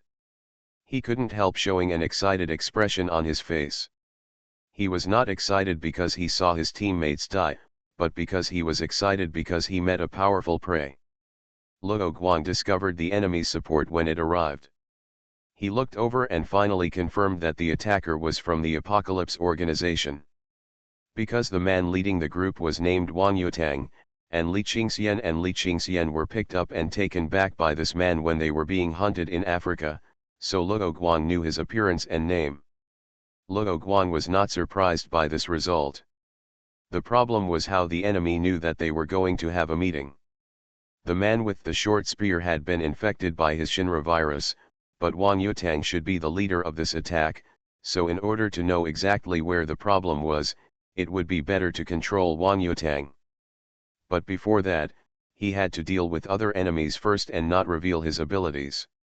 You don't have to do anything, let me do it. Wang Yutang exerted force with his legs and rushed directly to the prey through the sound barrier. Luo Guang changed his position with a move and used the big knife brother to block the enemy's charge. Get out of the way. Wang Yutang did not slow down or go around just because the person in front of him was a teammate. He knocked away the big knife brother and the short spear brother on the other side like a bowling ball. Luo Guang did not underestimate the enemy. He directly turned on the regular strengthening mode and punched with his left fist with hardened gloves. The place where the two fists collided emitted a huge vibration sound wave, and the lights in the room were directly shattered, and it fell into darkness in an instant. Wang Yutang was even more excited when he failed to take down the enemy with one blow, which proved that the enemy was not a show-off. He immediately retreated, avoiding Luo Guang's straight knife to cut his throat, and used high-voltage current to blast his prey with his backhand. His hands flashed with electric light to illuminate the entire space again, as if the louder the sound, the stronger the power. Luo Guang was not afraid of the opponent's attack or felt how powerful the opponent was, because he was almost immune to electric attacks, so he just thought that the opponent was wasting electricity by doing this. But he reacted very quickly and did not resist the attack and expose his defense information, but ran directly to one side, and then ran to the enemy's teammates. The speed of lightning is indeed very fast, but the lightning shot by Wang Yutang will not turn, so as long as Luo Guang is not standing in front of the opponent's palm, he will not be hit. Wang Yutang obviously underestimated the speed of the enemy. When his palms caught up with the enemy, Luo Guang had already rushed into the enemy group and started to yell at others. How dare you ignore me? Wang Yutang was angry. When had he, who was called the pride of heaven, been ignored like this? But he still stopped attacking very rationally to avoid accidentally hurting his teammates. Luo Guang cut a man who could grow steel scales and was extremely powerful into several pieces, and he still had the leisure to answer Wang Yutang's words, "It's not normal for a mere ant to be ignored." His words were like a fire, directly igniting Wang Yutang's powder keg. There was only a thunder, and Wang Yutang was shrouded in lightning. But Luo Guang still ignored the other party and concentrated on eliminating other S-level adapters. The combat power of those S-class adapters was even weaker than the ones he had defeated before. Not only did they not cooperate with each other like the previous ones, but they also hindered each other and created opportunities for him to kill. While Luo Guang was killing them easily, he was also observing them and found that the others except Wang Yutang had two things in common. The first point was that these attackers were all young people, and the oldest looked no more than 30 years old. The second point was that except Wang Yutang, the others had serious lack of combat experience, which was also an important reason why they were easily defeated. For example, the sniper changed the magazine after firing a few rounds, which means that he is not obsessed with changing magazines, or is extremely confident in his shooting skills. But Luo Guang had already avoided several of her bullets, and three brothers attacked Luo Guang, so the entire sniper should have taken this opportunity to change the magazine immediately to ensure that there were enough bullets. From this point of view, the sniper did not adapt to the situation and change his usual combat habits, which is a manifestation of insufficient combat experience. However, Luo Guang can also understand these young S-level adapters. They are likely to have grown up under the protection of the Apocalypse organization and their parents, and have not experienced many life-threatening battles. There are only about 3 types of combat experience. They are sparring with young S-level adapters in their own organization, teaching combat skills to their parents, and bullying the weak when going out on missions. Naturally, they cannot get enough training. Luo Guang was different. Although he had no danger in every battle after Raccoon City, it was because his combat strategy of deliberately hiding his own ability was effective, and his understanding of the settings of the Resident Evil game allowed him to know himself and the enemy. In addition, he was very cautious in every battle to find out the enemy's bottom line to ensure that he would not be caught off guard by the enemy, so that he could maintain his undefeated record. Wang Yutang was a thunderbolt with little raindrops. Luo Guang had dealt with all the others, and he had not yet launched an attack. But he did not stand there and do nothing. The lightning that was originally shot everywhere was compressed back into his body by him. His muscles swelled and he looked a few centimeters taller out of thin air. The clothes outside were torn, but the tights inside his body still wrapped his body. Luo Guang looked over there, and he saw through the other party's operation at a glance, because he also knew this trick. Normal humans will not store so much electrical energy in their bodies all the time, otherwise they will be restricted in their lives in the modern society with more and more electrical machines. So Wang Yutang created a large amount of lightning on the spot, and then absorbed it back into his body and stored it in his cells to achieve the purpose of strengthening his body. For Luo Guang, he didn't need to go through so much trouble. He could complete the whole process directly in his body without wasting any energy. So in his opinion, the opponent's trick was too impractical. Mainly because he didn't want to fight many people alone, so he dealt with the weak ones first. Otherwise, he would definitely rush over and hit the enemy on the head, teaching him that there is no invincible time when transforming. Meow. Evolution begins with Resident Evil. Author, Wei Tongmiao. Chapter 580. Captain, the enemy suddenly began to retreat. Should we enter the inner castle to provide support? Or pursue the enemy? Luo Guang was busy, and the voice of the head of the X organization's operations command center came to his mind. This person was Luo Guang's clone who was specifically responsible for the security of this meeting, and what popped up in his mind was the words conveyed by this clone to his subordinates. Wang Yutang and his high-end combat forces were a separate team. Their main task was to break through the outer defense line to open a gap, and then go straight to Huanglong to complete the goal. After they blew up the suspension bridge, the follow-up support force composed of A-level adapters would immediately follow up and be responsible for blocking other surviving guards. Fortunately, the guards of the castle were the elite among the elites, so they could block the attack of the enemy's support forces, so that Luo Guang did not have to be distracted when facing these S-level adapters. Luo Guang quickly confirmed the current situation through the clone, and then asked through the clone's mouth, "Has our support arrived?" Wang Yutang did not know that his prey was distracted by other things. He roared and rushed towards Luo Guang like lightning. Luo Guang quickly dodged the attack, and then used the Qin Wang circling the pillar to find out the enemy's combat power. "It's almost there." The intelligence officer of Organization X suddenly thought of something and said, "Oh, right, the enemy must know that our support is coming soon and will surround them, so they will retreat immediately." Luo Guang controlled the clone and replied, "The castle guards will chase the enemy, and the support troops will directly protect the representatives. Under normal circumstances, the representatives of each family will die, and it will not affect his plan." But the reason why he gave priority to protecting the representatives was to prevent the Apocalypse organization from capturing these people and modifying their memories, so as to obtain other important information in their minds.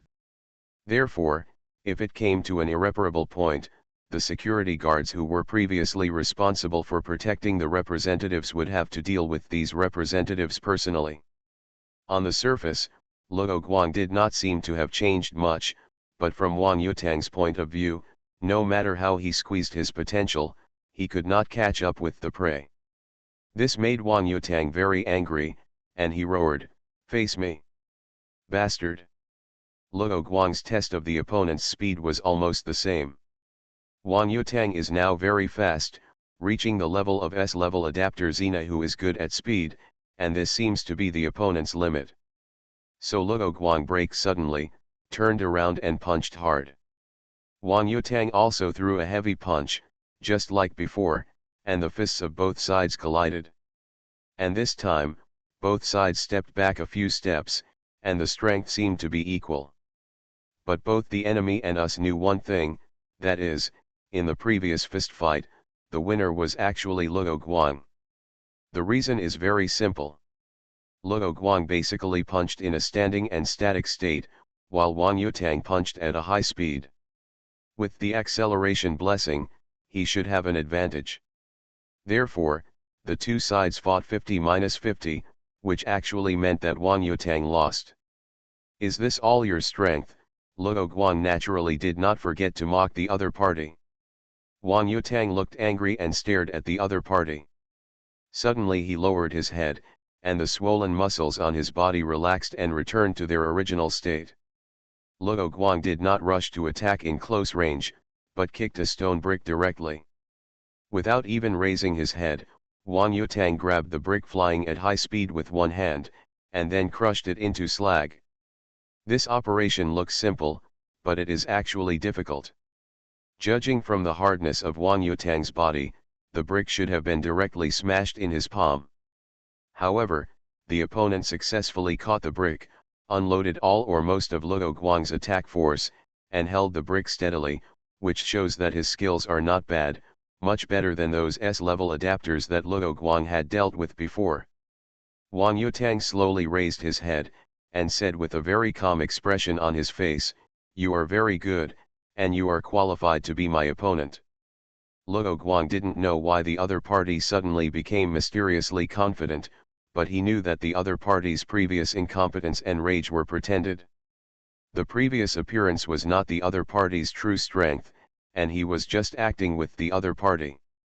Because Wang Yutang had contacted his undercover in the Apocalypse organization, he took this opportunity to let Li Qingxian go to Wang Yutang, a junior, to learn from him. The opponent is indeed worthy of the title of the three golden heroes of the Wang family. Li Qingxian and Xena are both unable to beat the opponent, but they force the opponent to his full strength, and their abilities are basically related to thunder and lightning. By the way, Wang Yutang also has a nickname called Lei Zhenzi. I wonder if this title will become Thunder God when he gets old? Therefore, Luo Guang, who has the same ability, is not afraid of the opponent's anger from beginning to end. He maintains a mocking attitude and says, "You are so weak that you are not qualified to be my opponent." "Humph," Wang Yutang sneered and said, "I was just testing it just now. If you dare to attack me when I strengthen my body, you will suffer the consequences and be killed by me in one move." His move full of flaws was developed by himself when he watched anime when he was a child and thought that the Xian burst was very cool. Of course, this move is ornamental but not practical, but he did not give up this move. He found another way to lure the enemy to take it lightly, and then he could use the strongest blow to directly defeat the unprepared enemy. "Oh, I thought you were constipated and couldn't poop, ha ha ha." Luo Guang finished speaking, and laughed rhythmically. What a low-class guy. Wang Yutang was not angry. In his opinion, the enemy was just bluffing or didn't know how strong he was now. He stared at Luo Guang and said harshly, "You deserve a slap in the face." Wang Yutang appeared on Luo Guang in a flash, and was about to give a big punch to the person who dared to mock him, but he was slapped in the face. Luo Guang's slap was not only on the other person's face, but also on his dignity. Wang Yutang was surprised and was about to get angry, but he was slapped on the other side of his face again, making sure both sides were taken care of. His original calmness on his face was broken, and he was really angry this time. "You are too weak, why are you so confident?" Luo Guang looked at him with contempt. Wang Yutang punched with both fists, attacking the enemy in front of him with lightning and fire. He wanted to use the other party's blood to wash away his humiliation. Luo Guang did not fuse any viruses these days, but this does not mean that his strength will stop. In order to defeat the Apocalypse organization, he has been improving his combat skills every day. Even when he fought Jill and Ashley, he improved not only his sleeping skills, so even in the same regular enhanced state, his combat effectiveness is different from the past. The two sides fought for several times. Seeing that Wang Yutang had no new ideas to use, Luo Guang kicked him and sent him flying into the wall. Ola, Luo Guang swung his fist at the human-shaped dent on the wall. Wang Yutang raised his hand to block, and at the same time, lightning continued to be fired outwards and bombarded Luo Guang. He was strong, and was not much inferior to Wesker, but unfortunately his special ability was completely suppressed by Luo Guang. Because Luo Guang was immune to lightning, or Wang Yutang's lightning attack was just so-so, the maximum voltage and current he used was still within the range that he could easily resist. Relatively speaking, Luo Guang's lightning attack would not cause much damage to Wang Yutang. So he never used lightning attacks, just blocked Wang Yutang's attacks and responded with heavy punches. The damage was not great, but it was extremely insulting. "Get out of here," Wang Yutang performed exceptionally and used a more powerful current attack. Luo Guang's clothes were burned, but he did not stop. He raised his fist high and smashed it directly into the opponent's face. Boom! The wall was smashed through, and the enemy with the swollen face was directly beaten into the next room. Luo Guang immediately followed, and the opponent had stood up again. However, he did not attack again. Wang Yutang's heart of Taoism was broken, and the altar was occupied. He had become his puppet. Just now, Luo Guang was waiting for the opponent to mobilize all his strength so that the Shinra virus that had penetrated into his body would instantly flow through the enemy's blood vessels to the whole body, so he could completely control the enemy in an instant. As for when Wang Yutang was infected with the Shinra virus, it was naturally when he was injured. Luo Guang was now familiar with this operation. He was about to start interrogating the opponent, but he saw that the opponent showed a distorted expression. He felt the loosening of the control of the Shinra virus, and it seemed that the opponent's willpower suddenly strengthened a lot. Ah! Wang Yutang knelt on his knees, covering his head, with a painful look on his face. An old man's voice suddenly came out of his mouth, "Who dares to control my precious grandson?" Bang! Luo Guang did not hesitate at all, and burst out with all his strength to blow up the enemy's defenseless head. The rest was directly dealt with by the eternal toxin generated by the Shinra virus. The control of the Shinra virus would weaken not because Wang Yutang's willpower became stronger, but because someone was competing with him for control of that body. Judging from what the other party said, the person who was competing with him for control should be Wang Yutang's grandfather. Although he was wearing a mask, it was hard to guarantee that the other party could directly analyze the situation in Wang Yutang's body and find the Shinra virus, so Luo Guang could only immediately cut off the connection between the other party and Wang Yutang. In simple terms, it was to destroy the receiving central brain. Analyze the blood. He began to analyze Wang Yutang's blood on his fist. The blood test was completed, and no special microorganisms were found. No, Luo Guang was very surprised, so where did Wang Yutang's ability come from? What about the blood composition? Nothing special, the system quickly replied to him. Wang Yutang was not the first member of the Wang family that Luo Guang had met, but the other members of the Wang family were not S-level, so they were not useful for reference. Luo Guang thought of a joke he had made with his best friend Wesker a long time ago. Could it be that the Wang family was actually a family of immortals? So Wang Yutang could achieve this strength without relying on biochemical viruses and other things. Okay, just kidding, this is the real world. Luo Guang adjusted his mentality and commanded the system, analyze blood DNA. The system analyzed very quickly. As he expected, Wang Yutang's DNA was different from that of ordinary people. It was not the quantity or something else that was different, but the content of the DNA was different, so Wang Yutang had the ability to control electricity. Evolution, Luo Guang muttered to himself. He thought of such a word. As a large family within the Apocalypse organization, the Wang family must have started the project of optimizing the family's genes early on. Wang Yutang is likely one of the results. While Luo Guang was thinking about the situation, someone jumped down from the cave in the wall behind him. He did not look back, because the other party was the one holding a short spear among the three brothers' enemies. That's right, this person was infected with the Shinra virus after being attacked, and then he was killed by him, and he kept pretending to be dead until he called him over. When this person came over, he also destroyed all the equipment on those S-level adapters.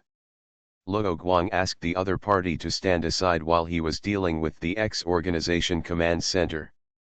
As he expected, the members of the Apocalypse Organization were all crazy. So the goal of those enemies was not to break out and retreat before the encirclement was completed, but to find the convoy escaping the castle, so they could change their targets. Originally, this kind of thing should be done by S-level adapters, but at that time Luo Guang was dragging all the S-level adapters, so the Apocalypse Organization could only let the support troops that did not go deep into the inner castle to chase. Luo Guang directly asked the support troops of the X organization to protect the family representatives, and finally successfully eliminated all the enemies. It was not that the X organization did not want to capture prisoners, but that the people of the Apocalypse organization fought to the death and no one surrendered. The seriously injured in the battle were directly executed by their teammates. After confirming the situation over there, Luo Guang turned to look at the only surviving enemy and began to interrogate him. What is your goal? Catch all the top leaders of the hostile organization. How much do you know about our organization? Luo Guang hoped to confirm the enemy's intelligence source through the other party's answer, so as to narrow the scope of suspicion. We know that your organization is your own power all over the world, and we have confirmed the secret base of our organization through some means. The captive gave a more specific situation. Luo Guang summarized that the Apocalypse organization knew the existence of the X organization as a shell, and was not clear about the family organization. Luo Guang breathed a sigh of relief, because the local families of the X organization could actually find a lot of information on the surface. After all, each family was a wealthy noble. So as long as the identities of these families were discovered by the enemy could cause a huge blow to the businesses of each family on the surface. Although it would not damage the foundation, the impact was not small. After all, money can make the devil push the mill. Later, he planned to use his money power to hire more people to deal with the Apocalypse organization. Luo Guang continued to ask, then how did you know about our meeting? The prisoner replied, we captured a low-level staff member of your command center, so we inferred the meeting. He told the truth about the man. Luo Guang immediately asked the X organization to follow up on this matter and asked them to investigate how this person was discovered by the Apocalypse organization. Then he asked another question, why haven't US-level adapters been summoned back to the headquarters? All S-level adapters must pass the trials given by the organization. Only qualified ones will be brought back to the headquarters by the envoys of the 12 seats. If they fail, they can only stay outside to be tempered. The prisoner paused and said, but I heard my father mention one thing. This measure is only for those of us who have no actual combat experience and S-level adapters who failed in previous missions. This is the lesson that the Apocalypse organization learned from Li Qingxian's son. Even if time is tight, this organization did not choose to fill in the numbers. A certain number of A-level tasks or an S-level task must be completed. From this point of view, Li Qingxian and the two traitors also fit the following situation, which means that Li Qingxian and the other two have not been summoned yet, not because their identities as traitors have been exposed. Luo Guang asked, what about Wang Yutang? According to the information he knows, Wang Yutang is different from others. Like Wang Wei, he often performs various tasks outside and has sufficient combat experience. He is a combat maniac. When he heard about such an S-level task, he gave up returning to the headquarters and said that he also wanted to complete the trial and treat everyone equally. The captive showed a regretful look and said contemptuously, what about the 3 golden heroes? They were killed by you. If we had known earlier, we would not have taken this ride and obediently done more A-level tasks. I actually know the problems raised in the recent comments, so the protagonist basically did not appear in the East Slavic copy. This book is indeed almost finished. Thanks to the readers who have read until here. Evolution begins with Resident Evil. Author, Wei Tongmiao. Chapter 581. Wang Yutang's grandfather is Wang Jianmin. He had been taken back to the Apocalypse headquarters to wait for the 12 seats to announce the arrival of a new era. Suddenly, he received a distress message from his most promising grandson, so he prepared to descend to help his grandson with his many years of combat experience. As a result, just as he was connected to his grandson through blood, he found that his beloved grandson's spiritual platform was occupied by someone. This is not about cultivating immortals, but a bloodline ability of their Wang family. Words like divine descent and spiritual platform are just words passed down by their ancestors. In essence, it is the same as Luo Guan using the Shinra virus to control the clone and the infected. Wang Jianmin quickly used his mental power that he had cultivated for many years to try to take back his grandson's body and mind, but the other party killed Wang Yutang with a blow. He blew his beard and glared and roared, "I must make the murderer pay the price." What happened? His wife, Wang Yutang's grandmother Wang Huimei, was startled and hurriedly asked about the situation. "Yutang is dead, I'm going to find the 12th seat." Wang Jianmin left the bedroom without looking back. Wang Huimei, who heard that her grandson was dead, was stunned at first, and then ran out angrily. The Wang family believes that training makes people stronger, so they don't protect their children like other S-level adapters' parents, but let them go out to perform various tasks after they grow up. Wang Yutang is the same, so he has more combat experience than other people of the same age. But it is also human nature for a grandfather to love his grandson, so Wang Jianmin naturally went to find the 12th seat to ask about the murderer. The 12th seat drew a lot, and the 9th seat was very unlucky and was pushed out to deal with things again. After listening to Wang Jianmin's angry words, he said, he went to carry out the task of assassinating the enemy's high level, the enemy who attacked our organization's base before. The Apocalypse organization did not have no reaction to the attack as Luo Guan thought, but they wanted to solve the enemy at one time, so they thought of counter-attacking a big wave and catching all the high-level people of the X organization. It's a pity that they were unlucky. Luo Guan was among the people who attended the meeting of the X organization this time. Wang Jianmin was not reckless.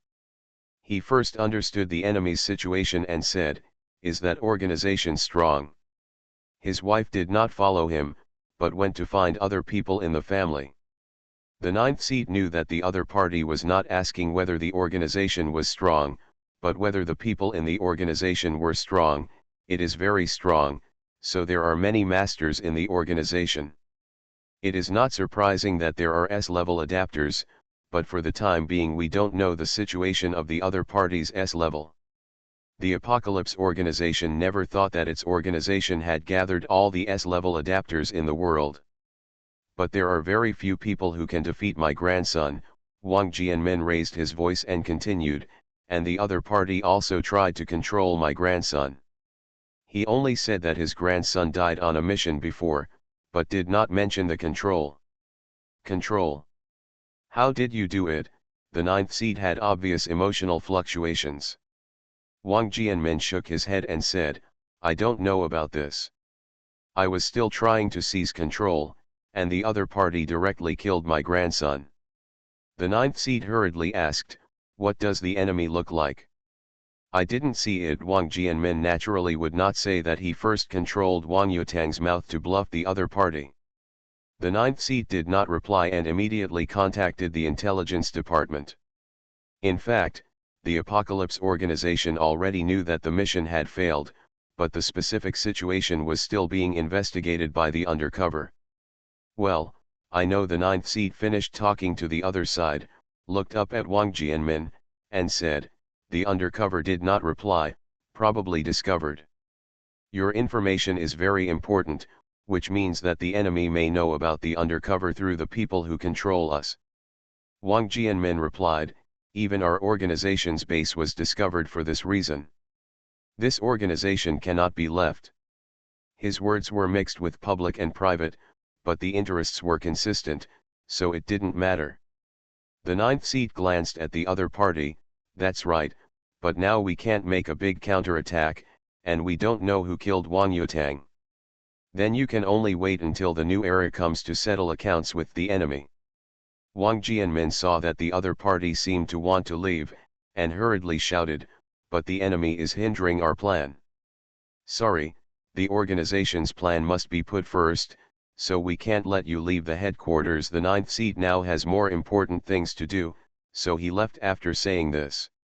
The location of the headquarters must be kept secret, so people who enter the headquarters cannot leave, and the messengers who are brought in are all one time. The ninth seat returned to the inner hall and told the story of Wang Yutang being controlled by someone. The eighth seat asked, are there any other clues? No, the people in the X organization we control don't know these things either. The Apocalypse organization did not achieve it overnight and directly control the people in the Combat Command Center, but controlled them from the bottom all the way. If the X organization did not want to hold a meeting, according to their final plan, they would control all the people in the Combat Command Center, so that they could directly confirm the enemy organization's bases around the world.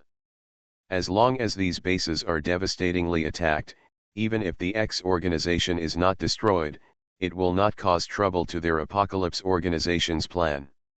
However, they received news that the enemy's high-level officials were meeting in the middle of the way, so it would be better to control these high-level officials and get more useful real-time intelligence, so they would change their plans. Of course, the most important point is that the Apocalypse organization did not expect that the other party actually had the means to control others. The 11th seat said, not only that, everyone on this line has been eradicated by Organization X. Seat 9 looked at the person next to him and asked, number 7, has the global testing process been completed? They were divided into two sides according to odd and even numbers, and if they were on duty in groups of 3 before, they would call their respective code names, but now that everyone is present, they just call numbers for convenience. The 7th seat is responsible for following up on this matter. The system still needs time to adjust, but the program can be started at any time. In that case, I don't think there's any need to wait. The third-seater casually put his legs on the table, but the table was big enough, so no one protested. He added, you guys are two mother-in-law. The new era is coming. What are you ready to do? Are you worried that the new era will not belong to us in the end?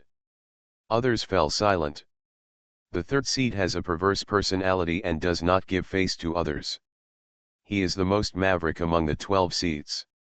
He said, the mission of our organization is to lead the evolution of all mankind, not to protect our organization from generation to generation. To a certain extent, he is the purest and the one who most adheres to the purpose of the organization. Of course, we have not forgotten our original intention, but if only one person gets this evolutionary quota, it is difficult to guarantee that it will fall into the hands of bad people. At that time, that person is likely to curb the path of human evolution for the sake of his own power.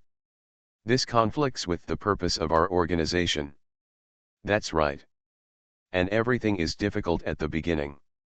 As long as we succeed the first time, more humans will be able to join the ranks of evolution. Our temporary tolerance is for a better future. Some people objected, while others agreed. Mass production is not easy, but now the enemy has threatened our organization. What if the enemy finds this place? We must find a way to delay this organization X, and our advance plan. You can do that, it's not a conflict. Everyone started to quarrel. The first seat glanced at the chair, then coughed, and the others immediately shut up. He said, since you can't discuss a way to deal with that X organization, then according to the third seat, the plan can be advanced. But if the detection program finds the target later, I need you to go all out to bring the target back. Yes, others immediately replied. After Luo Guang stayed in the lighthouse country for 2 days, he returned to Nigeria. Ashley and Jill were already waiting for him at the airport. "I'm back." Luo Guang gave the two of them a loving hug. He was about to ask where to go for dinner when suddenly there was a scream. The three of them looked over there at the same time and saw the chaotic crowd and people running outside. Luo Guang listened carefully and caught a key word: zombies. Ashley pointed at the people running over from the other end of the airport and said, "Airport security," but the guys they brought only had anti-riot sticks and forks, no one had a gun. Gil looked over and said, "That fork is different from the usual ones. It is specially used to deal with zombies. The gun is also attached to the waist. It must be that the scene was chaotic and worried about accidental injury, so I didn't take it out for the time being. This kind of anti-explosion fork is specially designed to deal with zombies, also known as anti-zombie fork. The difference from the original one is that there is a sharp stake installed in the middle of the fork head. The method of use is to clamp the zombie's head with a fork, and then press the trigger to drive the sharp pile head into the zombie's brain. The attack method is similar to that of a pile driver. This device allows the user to keep a distance from zombies and can kill enemies with one blow. It is widely equipped in public areas such as airports. Luo Guang had a plan in mind. He pinned the BSAT ID he carried on his chest and said, "Ashley, go contact the BSAT. Jill, are there weapons in the car?" Jill nodded, "Yes, I have just prepared it in the past few days." "Okay, then I'll go to support the airport first." Luo Guang pulled out the invisible straight knife from his back and was about to go to support. However, just as he was taking steps, his cell phone rang. It was a call from the deputy director of the BSAT African Division. Luo Guang ran to the scene of the incident and answered the phone. "There is a biohazard incident at the airport. If you have anything to say, please tell me." "Minister, something big has happened. Biohazard incidents have occurred all over Africa. Not just in Africa, there is a letter from the headquarters saying that biohazard incidents have broken out around the world." Miguan told the latest news he had received in one breath. "Other side. Have you started?" Luo Guang stopped and immediately used his mental power to contact Li Qingxian. It was soon confirmed that the Apocalypse Organization's plan to usher in a new era had begun. What started? After Ma Guan finished speaking, he asked himself, "Is it the chaos that you have been talking about before, Minister?" Luo Guang continued to move forward and said, "Yes, follow the predetermined plan and notify all countries." O'Brien sighed as well. "Copy that." Ma Guan also knew that the situation was critical and immediately implemented the plan. Luo Guang held the mobile phone in his left hand and sent out the preset text messages. The content was very simple. "Chaos is coming." He did not go back to the African branch headquarters to take charge. He directly asked the deputy minister to implement the plan according to the plan, while he first solved the biological crisis at the airport. That is his true body, and the other clones are also acting independently at this time. At this time, in the GIM South Africa base, Wu Song's clone was on the phone with the president of South Africa, confirming the location of the biochemical crisis in South Africa, and sending a guidance team to various parts of South Africa to guide the local army in solving the biochemical crisis. Perhaps due to the influence of the GIM's troops, South Africa has one of the strongest anti-biohazard atmospheres in the country. Most people who have the conditions have learned anti-biochemical knowledge. That kind of anti-corpse fork is basically a must-have in every household, which can effectively prevent the early accumulation of zombies. Luo Guang suddenly stopped. There was a virus in the air he inhaled. "Analyze the virus," he shouted to the system in his heart, and then rushed up to save the airport security guard who was surrounded. He didn't have time to pay attention to the surviving security guard, and immediately told everyone the virus transmission route. Now Luo Guang's most important thing is to send the virus situation to the Caucasus Mother Nest base through the clone. He must research the virus antidote and vaccine as soon as possible. This situation is actually within his expectations, so the BSA and GIMS have enough gas mask reserves, but the problem is that those civilians generally don't have this stuff. He thought of the person who just escaped, and said in his heart that it was not good. The survivor, who was still in shock, finally came back to his senses. He sat on the ground and said, "Thank you, you are the one from BSA.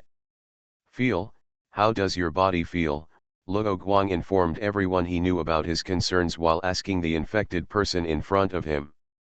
According to the system analysis, the virus in the air comes from the T virus, which is one of its subspecies. Its characteristic is that it can be transmitted in the air and water, but its lethality is weaker than that of the general T virus, so the probability of becoming a zombie is much smaller than that in Raccoon City. But according to the system's speculation, people who will not become zombies will become the source of infection of the virus. "I don't feel uncomfortable." The survivor touched his body and confirmed that he was not bitten. He paused and said, "Rather than feeling uncomfortable, I feel that my body has become a little better. I didn't even breathe in such a fierce battle just now." Luo Guang said, "Do you believe me?" "Believe? Is there something wrong with my body?" The survivor looked at him nervously. "The source of the biochemical crisis here is a virus that can be transmitted in the air. You have been infected, but fortunately you didn't become a zombie." The man swallowed his saliva and did not interrupt him.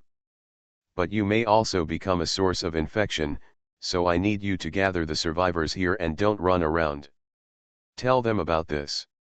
The other party looked at Luo Guang, who was also not wearing a gas mask, and nodded seriously, thinking that he was also in danger. Luo Guangjil came over wearing a gas mask and holding a weapon. She handed the MP5 submachine gun and gas mask to her boyfriend and said, "Ashley is in the car collecting information and handling the incident." Luo Guang nodded, "Let's take this time to clean up all the zombies in the airport." Meow, thank you for subscribing and voting meow. You are listening to Novels at Bless Up channel. Wish you happiness and luck. Please subscribe to receive new novels. How do you feel about this novel? Please like and leave a comment. Evolution begins with Resident Evil. Author, Wei Tongmiao. Chapter 582. The headquarters of the Apocalypse Organization. An inner hall with 12 seats on standby. The 8th seat looked at the information on the tablet on the table and said, "Third brother, just because of the advance planning, you see that the infection effect is much worse than expected." Before the 3rd seat could stand up and curse, the 7th seat on the other side said, "It has nothing to do with planning in advance. It's better to say that it's a good thing to plan in advance, otherwise the effect will be worse." The 1st seat nodded in agreement, "That's right, except for the Lighthouse Country, which responded a little slowly. The enemies in other places responded very quickly. Among them, the infection effect in Europe is the worst. This is because Europe is the base camp of organization. Because Luo Guang is here in Africa, it is difficult for other countries to refute his demands. However, infrastructure and other problems are long-standing in the region and cannot be solved immediately. Therefore, even if Luo Guang has prepared those people, the efficiency is still not as good as that in Europe.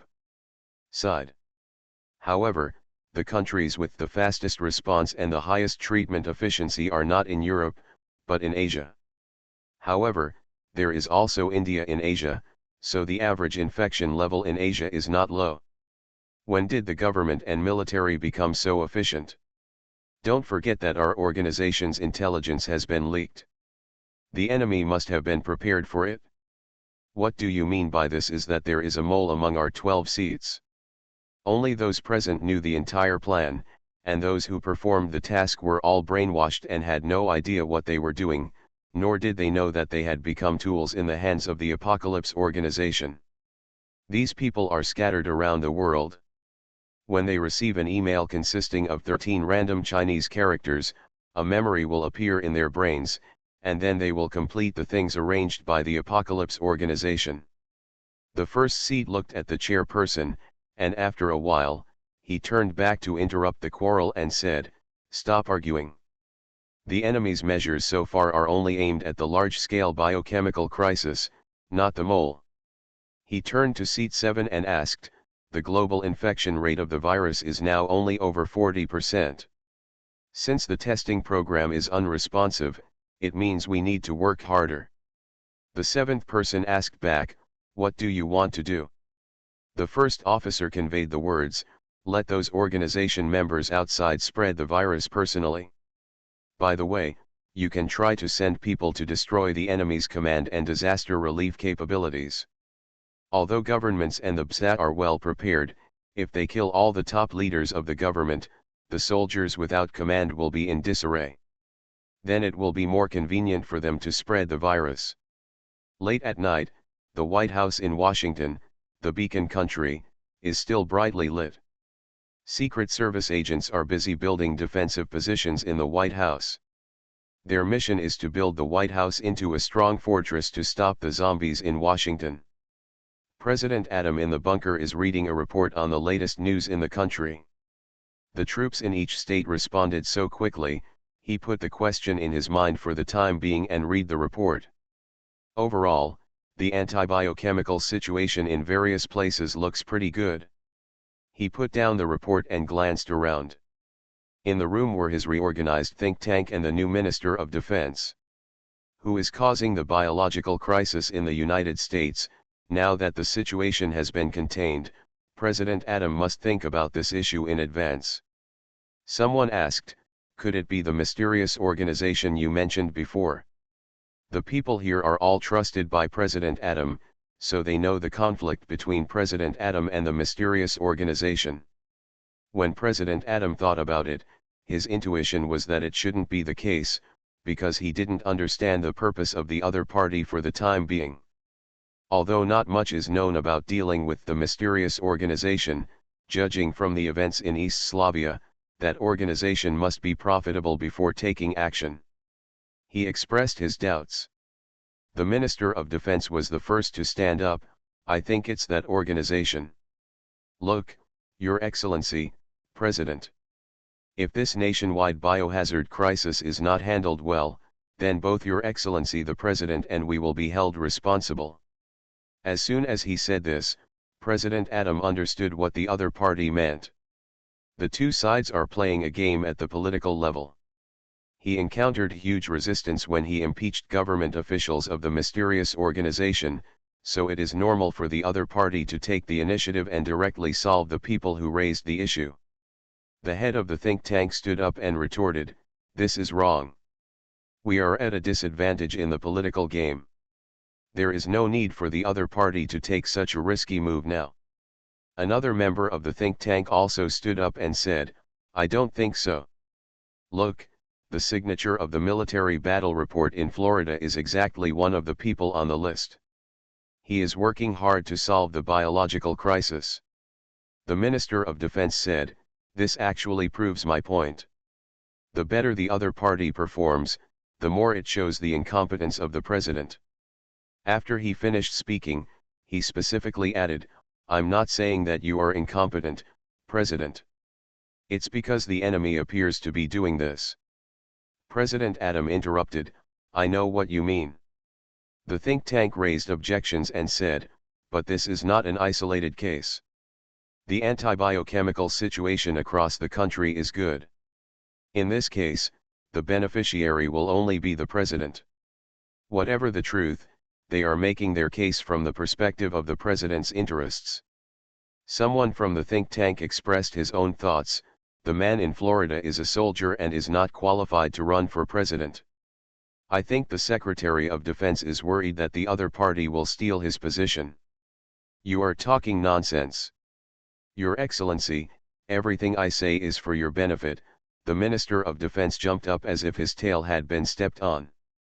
President Adam said angrily, "That's enough. What time has it been and you're still engaging in internal strife? Let me focus on solving the biological crisis." Boom boom. "Come in." Leon walked in, dusty and dusty. He had to plan the anti-biological and chemical positions of the White House before, and had just arranged tasks for DSO agents, so he had no time to look at his phone not long ago. He was a step late when he saw the message Luo Guang sent him. He came to see the president now just to share this information. Your Excellency, do you remember the world chaos that Luo Guang mentioned? President Adam was stunned and asked, have biochemical crises also occurred in other countries? He had just read the domestic report and had not had time to pay attention to another foreign report. Leon replied, according to the information from PSA, there is a biochemical crisis happening around the world, and there is probably no problem in Antarctica.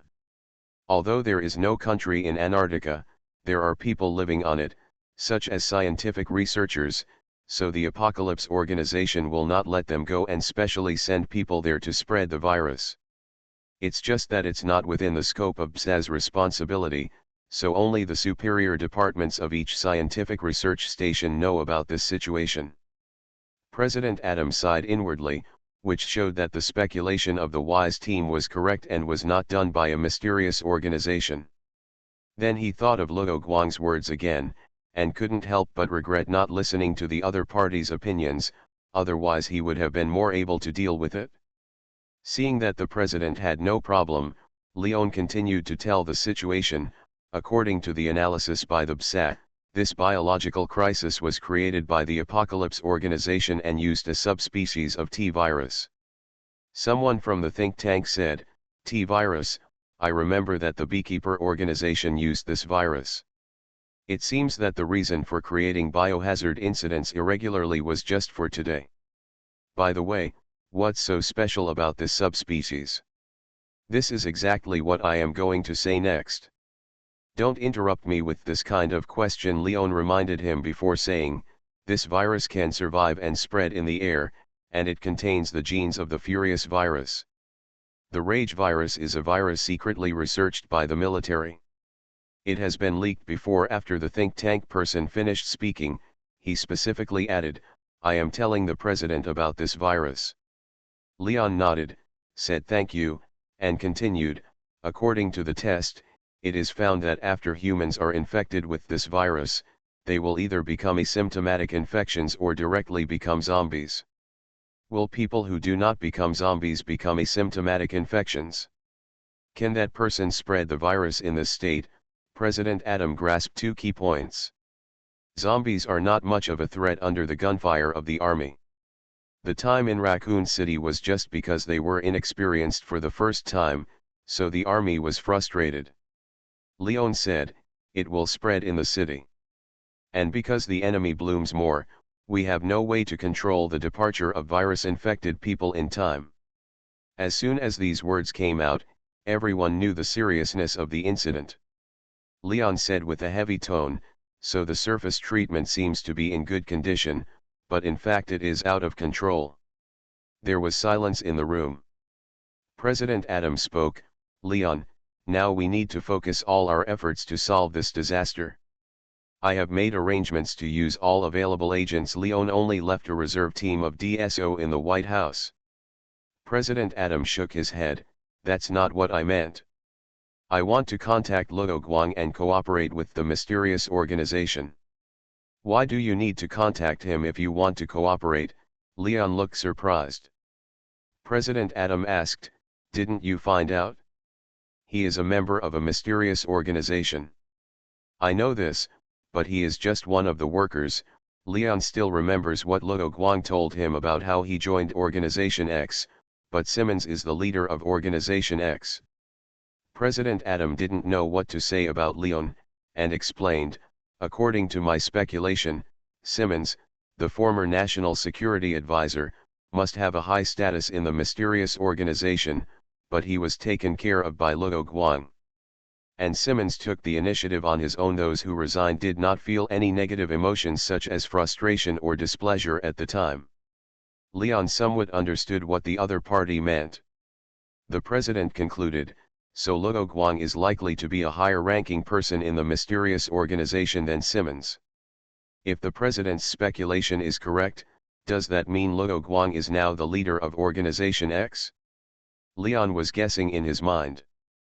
President Adams sighed, I should pay more attention to the other party's warning. Now is indeed not the time for us to fight.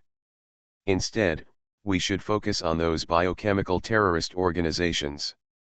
Leon hid all his thoughts and questions and replied, I understand what you mean, I will contact him. However, Luo Guang is busy now and has no time to answer his call. Leon sent a text message, but Luo Guang took a few minutes to reply and did not call back. President Adam asked, what does the text message say? Leon told the content of the text message. He said that they have asked our military to prepare for a long time, and what can be done has been done. Just let us not delay. In addition, until the antidote and vaccine are found, the disaster cannot be stopped. So he told us to start research on vaccines and antidotes as soon as possible. President Adam felt that the other party was holding him back, but he had no evidence. After thinking for a while, he gave an order, just do as he asked. Minister of Defense, I need you to solve the worries of the army and provide all support. Leon, the research on virus vaccines will be handed over to your institute. The two who received the order answered at the same time, yes. Claire, Shirley, and Steve were staying at Claire's house at this time. Shirley has been staying with Claire since Claire's kidnapping case. Both of them have been kidnapped, and they can be regarded as sisters in distress. Steve happened to come to see Claire on vacation. The city where they are also broke out in a biochemical crisis, so they are packing up and confirming the escape route. I know, brother, you should be careful too. Claire hung up the phone and looked at Steve. Steve had also made a phone call before and replied, my men are preparing to fly a helicopter to pick us up to the BSA base, and they will land directly at the community park. Then we will set off once we are ready. Claire turned her head and looked at the sofa, and asked, Shirley, how is your situation? Shirley was sitting on the sofa in the living room, and the coffee table in front of her was full of weapons and ammunition. She replied, the magazine is basically loaded with bullets. In order to prevent the spring metal fatigue in the magazine, the gun magazines at home are generally not stuffed with bullets. However, for some reason, Claire's family always has several loaded pistols hidden everywhere, which can be used immediately in case of an accident. But there is no spare magazine, so Shirley has to help press the bullets. In addition to making phone calls, Steve also helped press the bullets, and complained, Claire, do you have an arsenal hidden in your house? Fortunately, Claire has a manual bullet press at home. As long as the bullets are placed in the slot according to the indicated direction, the bullets can be pressed into the magazine in one breath. Shirley agreed with this statement and nodded. She had lived here for quite some time, and it was only today that she found out that Claire had so many weapons at home. Although the Lighthouse country does not ban guns, it also has regulations on civilian firearms. Claire's family has 12 pistols, 2 submachine guns, 2 shotguns, 3 fully automatic assault rifles, 3 bolt-action rifles, and a number of various bullets, which can arm a small army. You should know that Chris has another residence, and Claire usually lives here alone, so many guns are already seriously excessive for one person. Originally, there were several guns that were illegally converted into fully automatic guns, but with the help of Chris, these guns have been legalized. Claire carried a shotgun on her back, held an assault rifle in her hand, and had 2 pistols on her waist. Steve was roughly the same, and Shirley used a submachine gun and a pistol configuration. Claire hid the remaining weapons again, stuffed some emergency food and water into her backpack, and brought magazines loaded with bullets in the other space. Steve put a lot of tools in his backpack, while Shirley put more medical supplies in her backpack, and the 3 of them divided the work. Of course, the most important thing is that they all put on gas masks after receiving Luo Guang's text message. Steve took the lead and said to the 2 people behind him, are you ready? You can go at any time, Claire answered him, and Shirley nodded obediently. Steve gently opened the door and said, Let's go. Meow. Evolution begins with Resident Evil. Author, Wei Tong Miao. Chapter 583. There were zombies wandering outside, and Claire and Shirley couldn't help but think of the raccoon city that seemed to be in the same situation back then. The neighbors who turned into zombies found their prey and ran over. Since Shirley was taken away by Luo Guang, there were no ex-organization members around Claire's house, so this family moved in recently. They had observed the zombies on the second floor of the house before and found that these enemies were not blind, and their physical fitness and functions were even stronger than before they died. So as soon as the enemy discovered the three of them, Steve shot without hesitation. In fact, they also considered the problem of concealment at the beginning. For example, silencers can also reduce the number of zombies attracted to a certain extent. But silencers are one of the most strictly regulated gun accessories, and Claire has too many weapons at home. Considering that the noise reduction effect of this accessory is not as good as in the game, Claire and Chris did not buy it in the end. As for handmade silencers, it is a waste of time, so the muzzles of the weapons of these three people are only equipped with flash suppressors.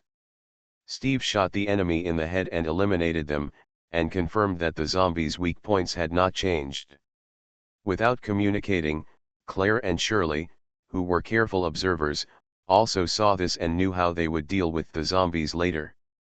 This was Shirley's first actual combat, and she was excited because she finally didn't have to stay behind Claire to be protected.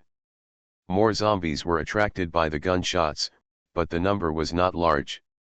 There were hundreds of households in this community, with a total population of thousands, but not all of them turned into zombies, so Claire and others, who had enough bullets, were not worried about whether they had enough bullets.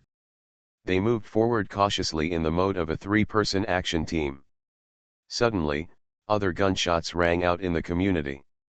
"There are survivors," Claire said, "they should be over there." She pointed to the direction where the gunshots came from. "Let's go over and take a look, but be careful of the survivors." Steve knew what he wanted to do as soon as he heard the other party's tone. Claire replied familiarly, "I know, observe the situation first. There are many kinds of survivors, but not all of them are good people." She suffered this loss with the refugees in Panistan. Fortunately, she was not a weak woman who could not even tie a chicken, so she was not succeeded by the refugees with bad intentions. But after this incident, Claire's saintly heart also learned to drug people, and no longer blindly thought that refugees were pitiful people who needed help. The three walked over. They saw three people with backpacks surrounded by zombies. Although the other party was dressed ordinary, the tactical movements of the three people were standard, and they looked like professionals, holding assault rifles to eliminate zombies. It is true that the gun culture of the Lighthouse country is very strong, but ordinary people use guns to shoot targets more often, and not many people will specifically learn relevant tactical movements. So from this point of view, the identities of the three people may be related to the military and police. At the same time, although the cooperation of the three people is not tacit, it is not unfamiliar and more dogmatic. From this point of view, they may be trained in the same organization or institution, and have just met and acted together recently. Steve, who was hiding at the corner of the street, judged the situation of the three people in his heart and whispered to the two people behind him. Shirley, who was in charge of watching the rear, listened to Steve's judgment and asked in a low voice, "Don't we need to help them?" Steve said, "Bullets have no eyes. They are surrounded by zombies and are shooting in all directions. If we go out rashly, we may be injured by mistake." He paused and said, "The helicopter will come soon. They can handle this situation. We don't need to rescue them specifically." Shirley was still confused and said, "But they can't escape the city, right? Why not let them get on the helicopter?" Steve still shook his head and refused. "Shirley, look, they are not wearing gas masks or masks. It is very likely that they have been infected with the virus." "Ah, that's it," Shirley reacted. She might not be afraid of the virus in the air, but Steve and Claire might not be. The gas mask is not an invincible protective shield. A little malfunction may make it ineffective. Claire said, "Don't worry. If we were going to get infected, we would have been infected not long after we went out." This shows that gas masks can block viruses in the air. As long as we pay attention to contact and other issues, we are not afraid of the viruses carried by the three people. Let's save them if we can. Okay, let's be careful with contact. I'll take the lead first. Steve changed a new magazine. Then he did not wait for the other party to eliminate all the zombies before going out, but took the initiative to shoot to help the other party eliminate the zombies, releasing his goodwill first. At the same time, he was also paying attention to the other party's gun pointing to prevent the other party's sudden attack. Claire noticed Steve's actions. Although she didn't know the reason, she also changed the magazine before following him out. She shouted loudly, "I am a resident of D19 district. Where do you live in the community?"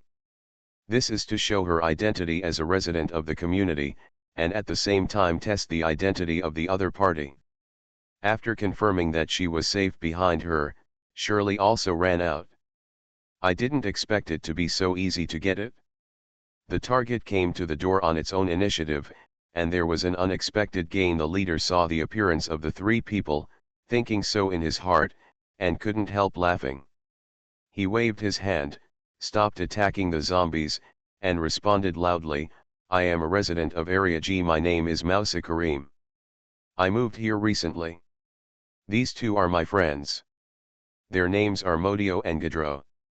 Although the other party said so, Steve always felt that the three opponents were not friends, but more like superiors and subordinates.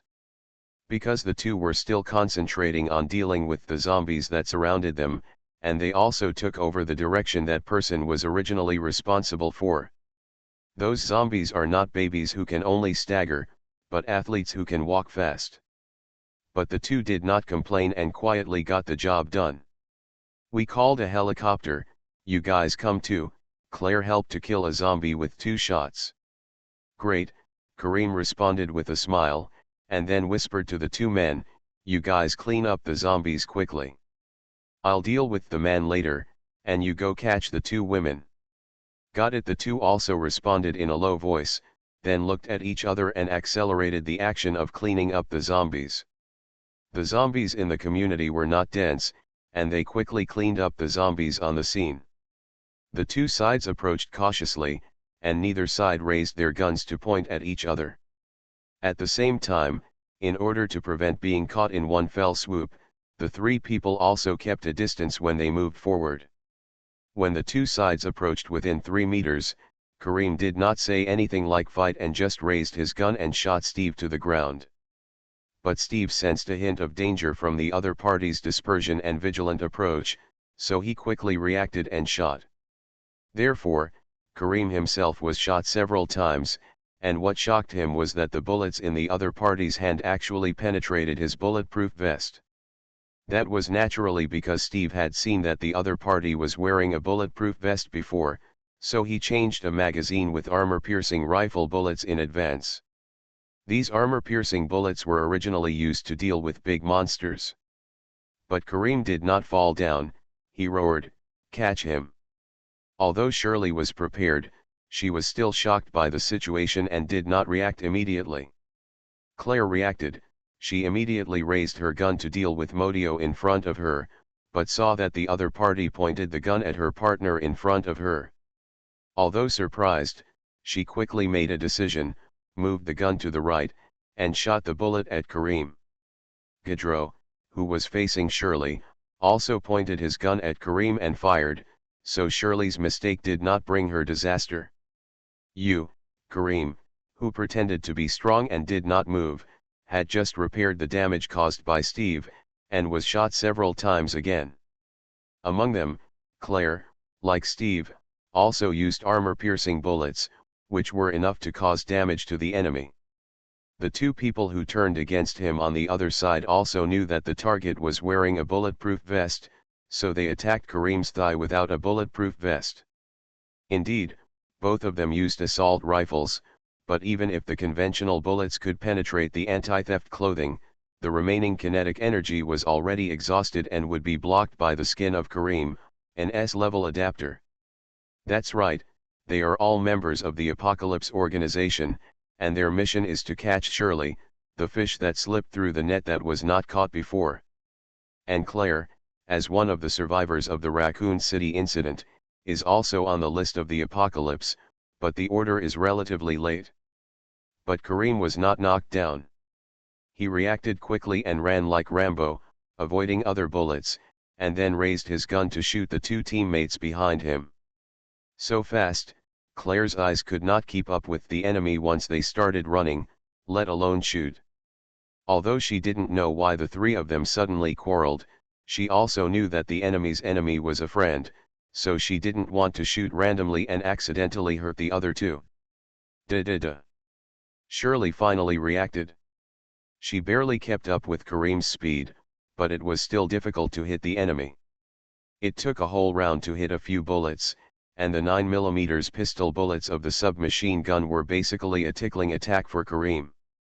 Go to hell, Kareem killed the two people who betrayed him, and he didn't want to interrogate the other party. Witnessing how the other party dealt with their own people, Claire and Shirley knew that they couldn't drag Steve, who fell to the ground, to escape, so they could only choose to fight desperately. Kareem forced the bullet out of his body, and the wound healed quickly. Two beautiful ladies, if you don't want to suffer, I advise you to surrender obediently, join our Apocalypse organization, and enjoy the benefits of the new era. Claire and Shirley looked at the fallen Steve, and then refocused their attention on the enemy, holding their weapons tightly, aiming directly at Kareem's position. However, Kareem's speed was too fast for them. Wrong answer, Kareem's voice sounded from behind Claire. And Claire's body softened and she fell to the ground. The gunshot rang again, and Kareem dodged the bullet this time. Shirley moved the muzzle and tried to shoot at the enemy's head and eyes, buying time for the person who was getting up in the corner of her eyes. Steve climbed up, holding the assault rifle in one hand and chasing the direction Kareem dodged. Stay away from her, he roared, threw away the assault rifle, and took out the shotgun and kept shooting, forcing the enemy back. Colin was annoyed by the bullets, took out the pistol on his body, and launched a counter-attack against Steve. Steve was shot once in the arm, several times in the body, and once in the thigh, but he stood firm, emptying his shotgun and then pulling out his pistol to shoot. Shirley went over to check on Claire, then took Claire's assault rifle and shot, but the two of them ended up only being able to destroy the enemy's pistol and force Kareem to retreat. They still lack some heavy weapons to deal with Kareem, an S-class adapter, otherwise they will be defeated the moment the bullets are empty. Sure enough, Colin took advantage of Steve's opportunity to reload and began to advance. Steve felt that he had entered that state of nothingness again, and felt that the enemy's speed suddenly slowed down a little. As if his instinct was controlling him, he suddenly leaned down to dodge the opponent's straight punch aimed at his face, and responded with an uppercut, hitting the enemy's chin directly. As Chris's chief disciple, Steve has gotten rid of his previous thin image, but he is a lean and muscular man, so he does not look as strong as Chris. But this does not mean that his punch is not powerful, and it still knocks the enemy back a few steps. In fact, it was Colin who despised his enemy, so he didn't take it seriously, thinking that he could eliminate Steve with one punch, and he accidentally fell into the trap. Fake squid, Kareem was completely angry. He decided not to hold back anymore, dodged the bullet attack again, and then killed the enemy, who made him look embarrassed. Steve was well prepared, but the gap in strength was still huge. He was no match for his enemy. When the enemy was fighting Steve in close combat, Shirley couldn't use her gun. She gritted her teeth and threw away her backpack and gun, pulled out her dagger and rushed to help. Don't get in the way, Kareem kicked the charging Shirley away. Shirley, who had been kicked in the abdomen, immediately vomited, and the dagger in her hand flew away. She stood up hard, raised her head, and saw that Steve was subdued by the enemy's first move, and his left arm was directly torn off, bleeding profusely. Steve was punched in the chest, then kicked away with a whip, and his right hand that raised his arm to block was also kicked off. Shirley was about to rush over, but she saw a figure rushing out from one side and blocking the opponent. Another one comes to die. Colm was so confident that he didn't stop and wanted to kill the blocking cat in front of him with one blow. However, the opponent was probably Chen Yejin, who was halfway out. He grabbed his attacking arm and stopped the attack. This result was beyond his expectation. He tried to pull his hand out, but found that the hand that was caught did not move at all. He only saw the other party shaking his head slightly, and then he felt severe pain in his arm, and his bones were easily crushed by the other party. "There is no need for you to exist," the other party spat out a sentence. Colm's pupil saw a huge fist quickly approaching his head. He grabbed his other hand and tried to block the opponent's fist. Suddenly, Colm's balls hurt, white, yellow, and red all over the floor. Because the opponent did not follow martial ethics, he punched and kicked out his vagina and legs at the same time. As soon as the pain hit him, Kareem couldn't hold the opponent's hand and was hit hard in the head. In Shirley's eyes, the stranger suddenly appeared. In the blink of an eye, a short black dagger appeared in his hand, and he struck out again and stabbed Kareem in the head. Colm's painful struggle ended, and his body suddenly crystallized and turned into blue crystal scum. After the man dealt with Colm, he looked at Shirley and said, "Hello Shirley. My name is Fakardo Iaconali, and I am Luo Guang's new special intelligence agent in the Lighthouse country. Meow, thanks for subscribing and voting meow.